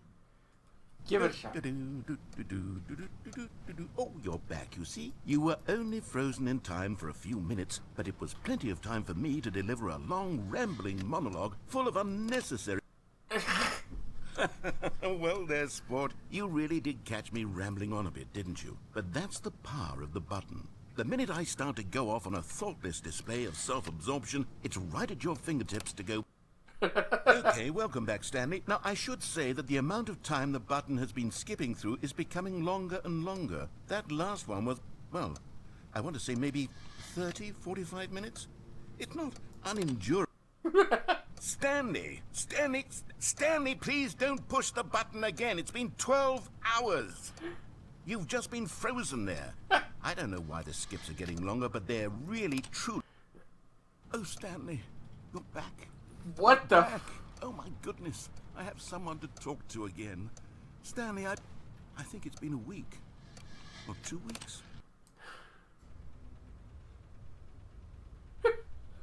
Oh, hello. It's you. You're here again. Welcome. I have had time to think about you and about us and about everything we've been through.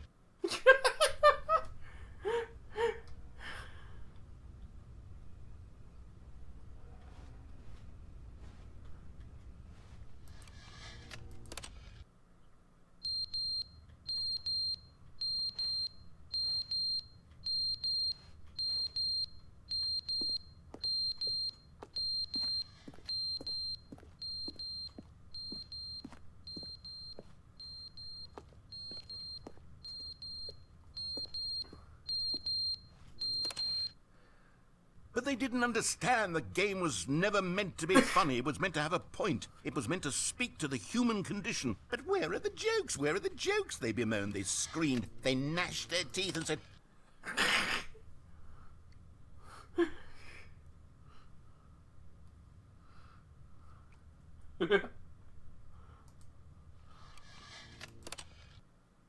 The end is never the end, is never the end, is never the end, is never the end, is never the end, is never the end, is never the end, is never the end, is never the end, is never the...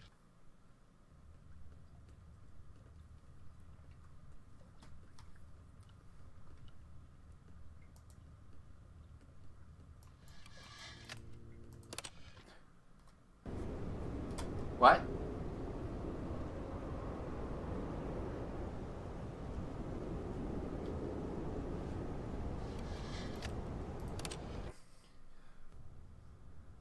What?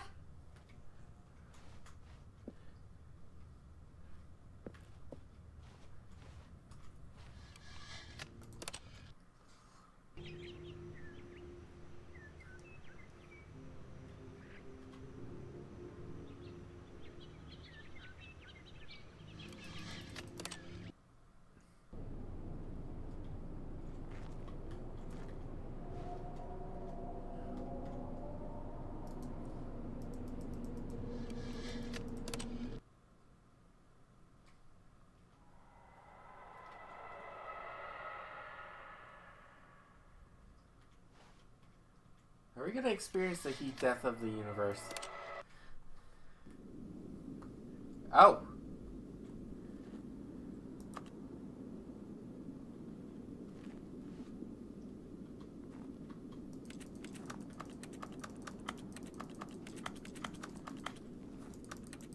My skip button has broken.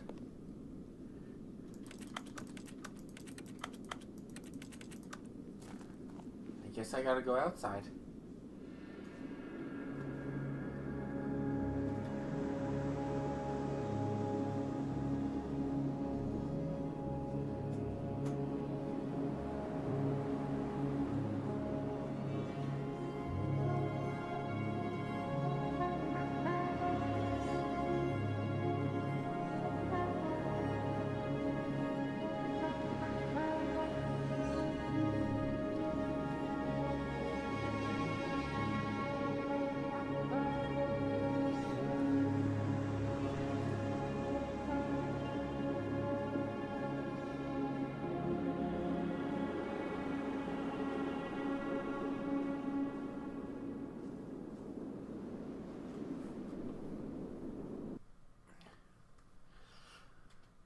Oh, that's another entrance.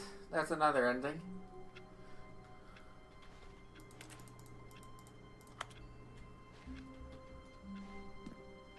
All of his co-workers were gone. What could it mean? Stanley decided to go to the meeting room. Perhaps he had simply missed a memo.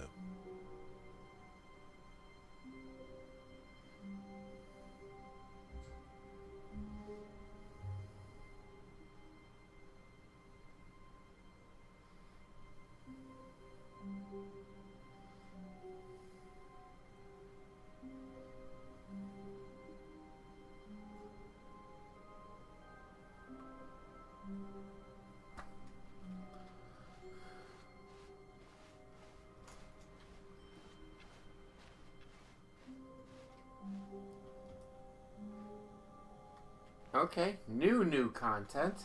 Oh, good. You noticed my sign. Yes, I have something very exciting to show you.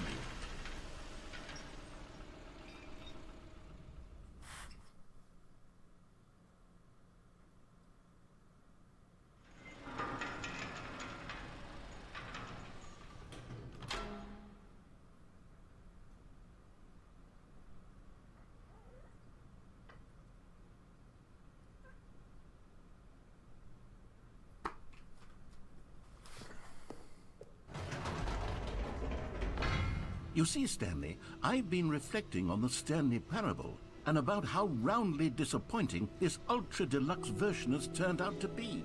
The original Stanley Parable was a landmark, and any new content for it should live up to that legacy. So forget this ultra-deluxe nonsense. I say we take it one step even further.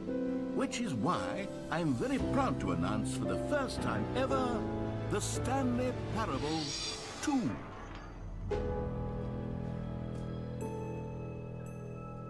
Dang. Yes, you see, isn't this far superior to a measly re-release with a few minor additions? Think of all the new territory we'll cover with a fully fledged sequel. An entirely new experience, built from the ground up. Why, there are so many It's possibilities. It could go in so many different directions. This is what fans have truly been asking for.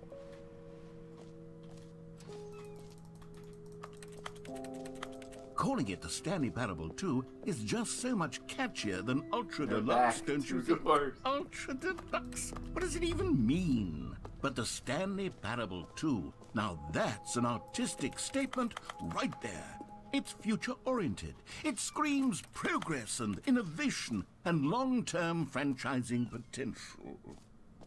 Now, to be clear, I haven't quite nailed down what exactly the Stanley Parable 2 is going to be, but let's take a look at some of the features I've been developing for it. I figure that if I can loosely organize a handful of interesting concepts, that surely the game will sort of naturally spring up around them. It'll all work itself out. took the red Game marker. development is much more of a fuzzy magic than anything scientific or logical, really.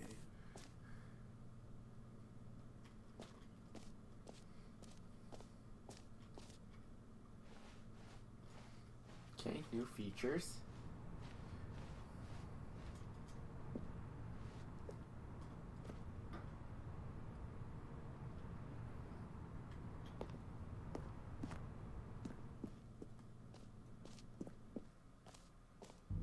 Here we are. Go on, try out some of the new features.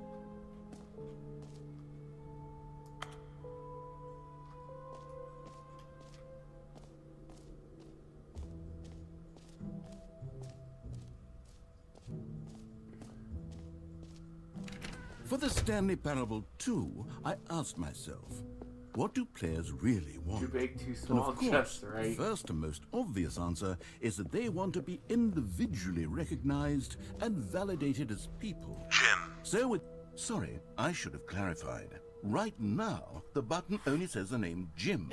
But of course, in the final game, this button will say your name, whatever name that is.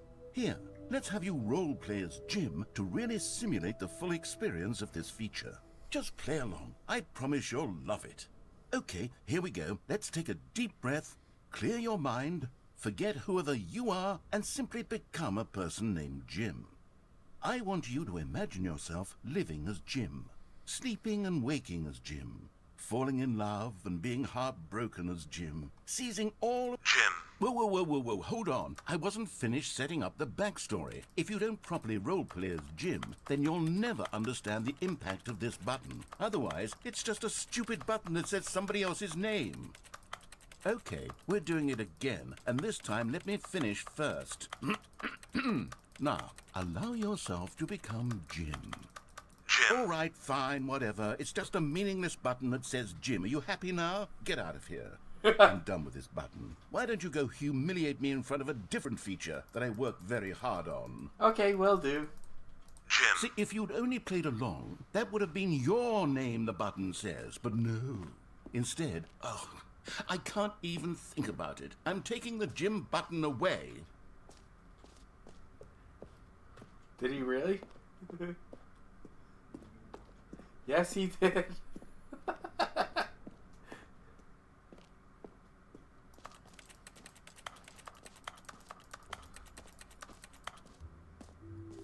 Maybe I'll only let people named Jim play the Stanley Parable 2. They would appreciate what I've... An epilogue would be fun, wouldn't it, Stanley? Yes, it will go at the end of the... well, we'll figure that out later.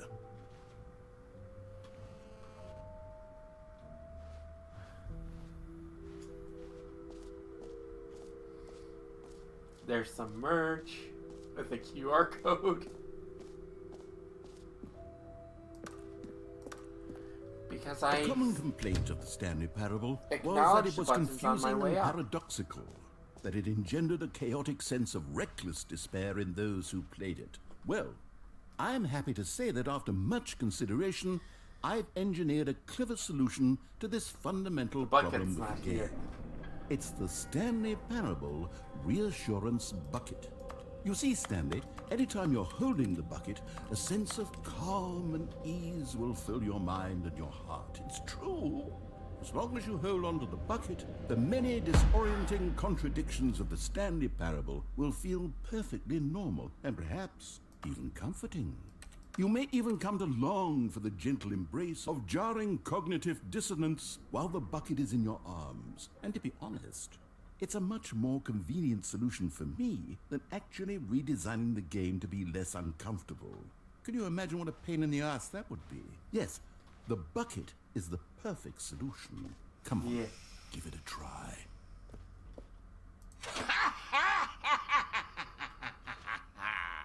Can you feel it?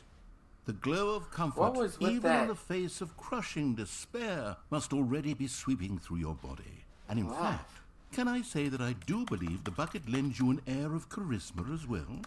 I think that just holding it has made you the slightest bit more attractive as a person. The benefits of the bucket seem to go on and on, don't they? All this and more await you in the Stanley Parable 2.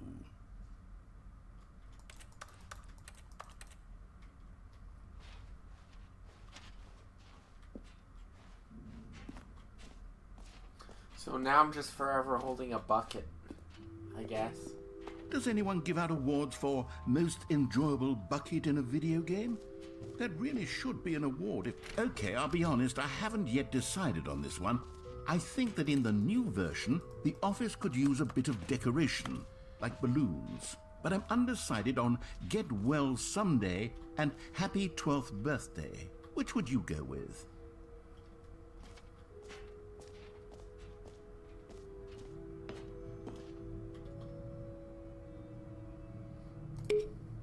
You know, Sometimes when you solicit another person's opinion, it makes you realize that you knew which one you actually really wanted all along. Get well someday it is. Damn, he was just gonna choose whichever one I Actually, didn't choose. maybe I should have gone with... No, I've made my decision. We're moving on.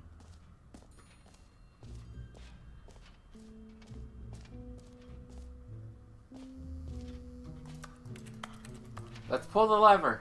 Now, here's something special. You remember that broken test achievement that got left in the game on accident? Well, I'm developing a technology to simply give you the achievement. Yes. You see, you'll come to this... Okay, perhaps I should have clarified. This is technology that will exist. Right now, the achievement is still fully broken. I'm not a wizard, Stanley, but I guarantee it will be fixed in the sequel to at last satisfy the hordes of ravenous fans all over the world who have been uproariously demanding this feature. Gamers, we hear you, and I promise it will happen.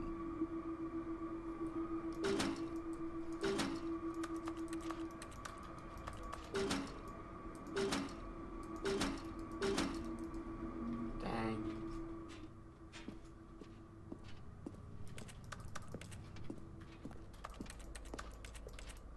The comfort bucket isn't working.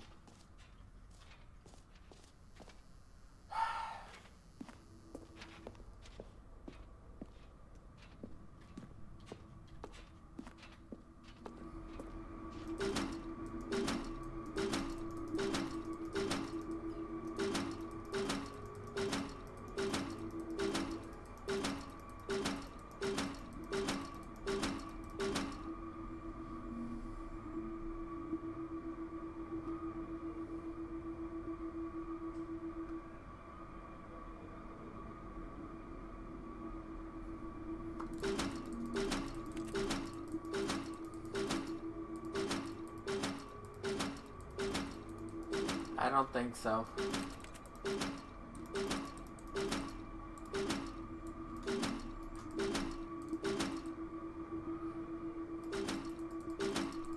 Came back and still doing it and still not happening.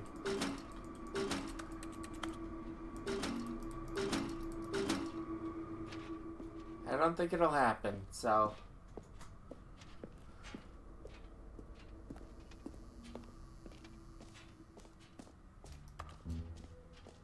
What else? What other exhibits haven't we seen yet? You know what? Let's bring the jump circle back for Stanley Parable 2 as well. It's... Oh, wait. You already spent all your jumps the first time we saw the jump circle? Oh, well. I suppose it can just be a nice decorative piece, then.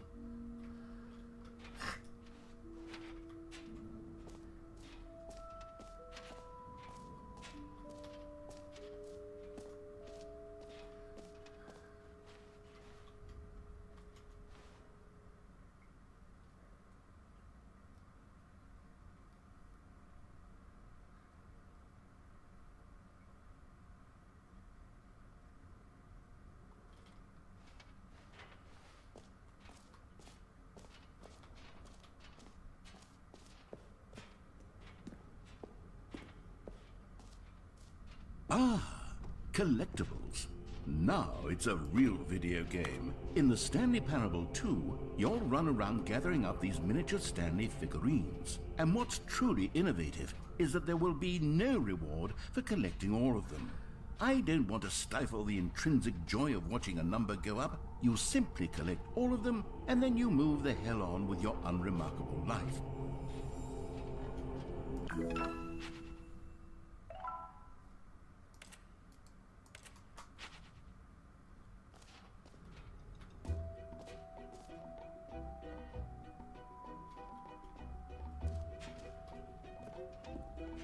God, it really is the worst when you collect everything in a video game and then they give you a big fancy reward for it. Absolutely tragic.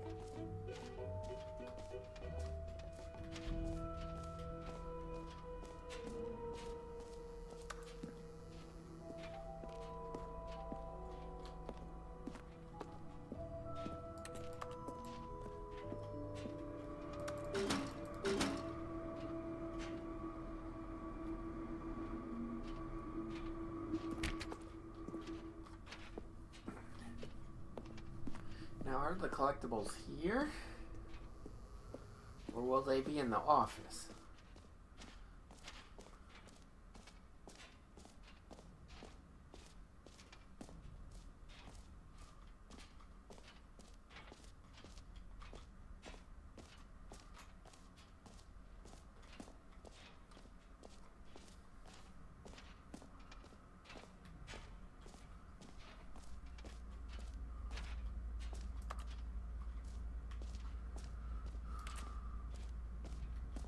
Stanley, here's an idea that I'm truly fond of. It's never been done before in a video game. This is, in fact, a hole that you can fall down forever. That's right. Infinite falling. You can fall until the end of time, if you like. A stunning leap forward for video games as a medium.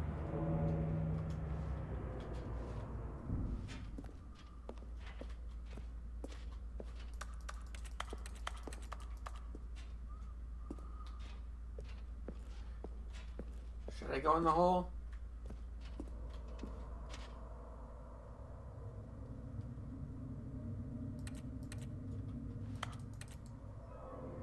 I went in the hole. You see, isn't it wonderful? One of my more ingenious concoctions, if I do say so. Now then, since you've gotten to see the infinite hole, you can press the teleport button to pop back up to the top, and we can continue onward. Don't wanna keep falling. Now, I don't mean to be a bummer, but I do recommend you use the teleport button to go back to the top. Maybe do it on the sooner rather than later spectrum of things.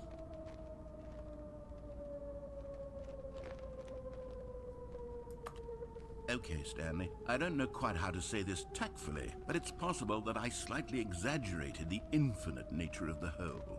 Is it a very, very deep hole? To be certain it is. It's an extremely deep hole. I don't want anyone to say that it's great. Now, I'm very excited to show you even more of my ideas for the sequel.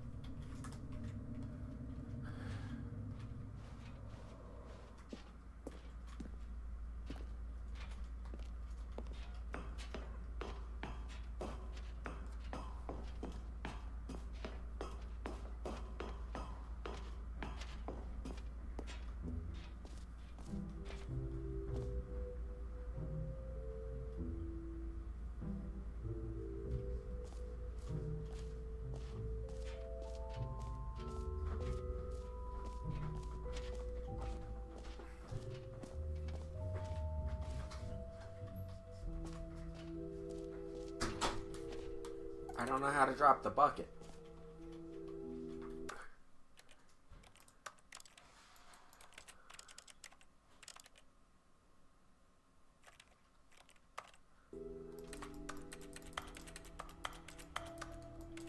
There is no way.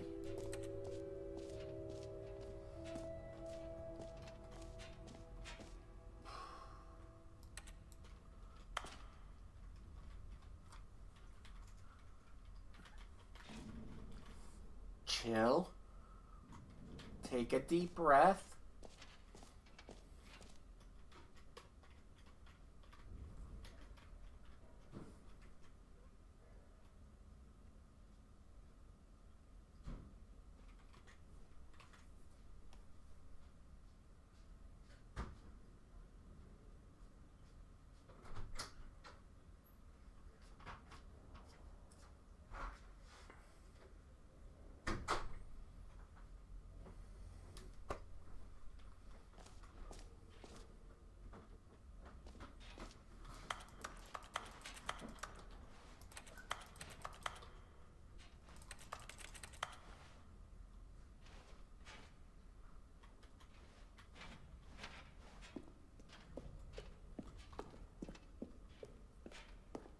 All right, have you seen everything you wanted to? Ready to move on now?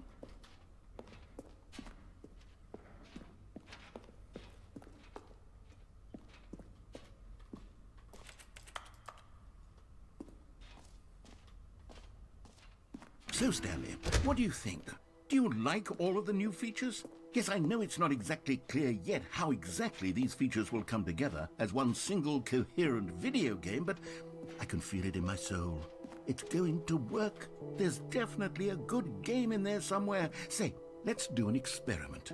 I'll arrange these new features together, and we'll see whether or not it coheres into a meaningful gameplay experience. Okay. Are you ready? Here it is. I give you the Stanley Parable 2.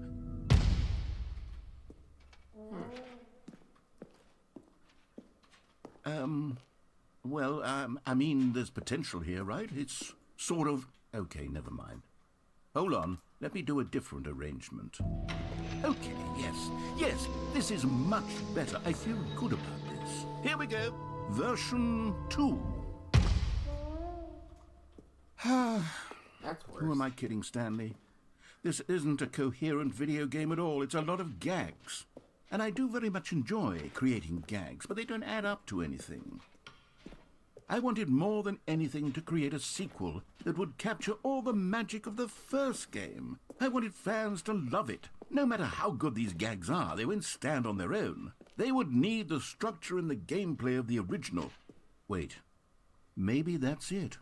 I can take the original Stanley Parable and simply, well, insert a few of my new features into it. Tastefully, of course. With respect. With care for the vision and integrity of the original game. Would it possibly work? I suppose it could. But it would need a really, really tremendous title screen. A title screen that says with bold and uncompromising conviction, "This is the Stanley Parable 2. Let me see if I can whip something up. All right, perfect. Go ahead. Take a look.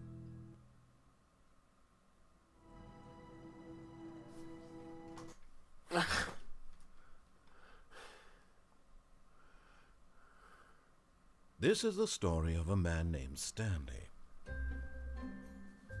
Stanley worked for a company in a big building where he was employee number 427. Employee number 427's job was simple. He sat at his desk in room 427 and he pushed buttons on a keyboard.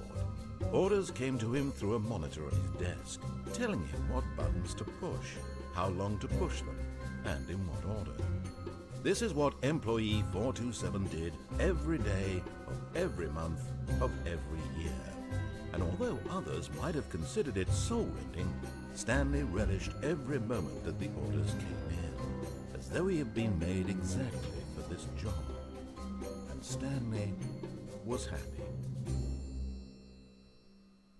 And then one day, something very peculiar happened. Something that would forever change Stanley. Something he would never quite forget. He had been at his desk for nearly an hour when he realized that not one single order had arrived on the monitor for him to follow. No one had showed up to give him instructions, call a meeting, or even say hi. Never in all his years at the company had this happened, this complete isolation. Something was very clearly wrong. Shocked, frozen solid, Stanley found himself unable to move for the longest time. But as he came to his wits and regained his senses, he got up from his desk and stepped out of his office.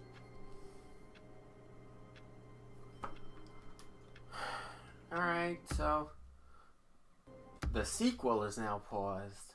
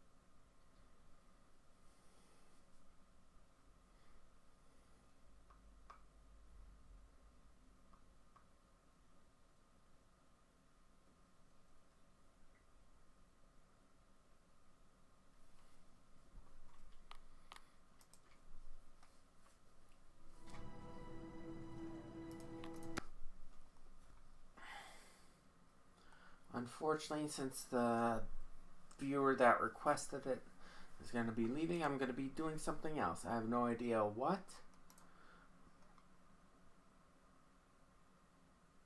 Or if anything, maybe I'll come back in a little while with more stuff. So, you know what? I think I'll take a break for now. Might be back in about 2 to 3 hours with something else. So I'll be back. Thank you all for watching. We'll probably be continuing this later on. And,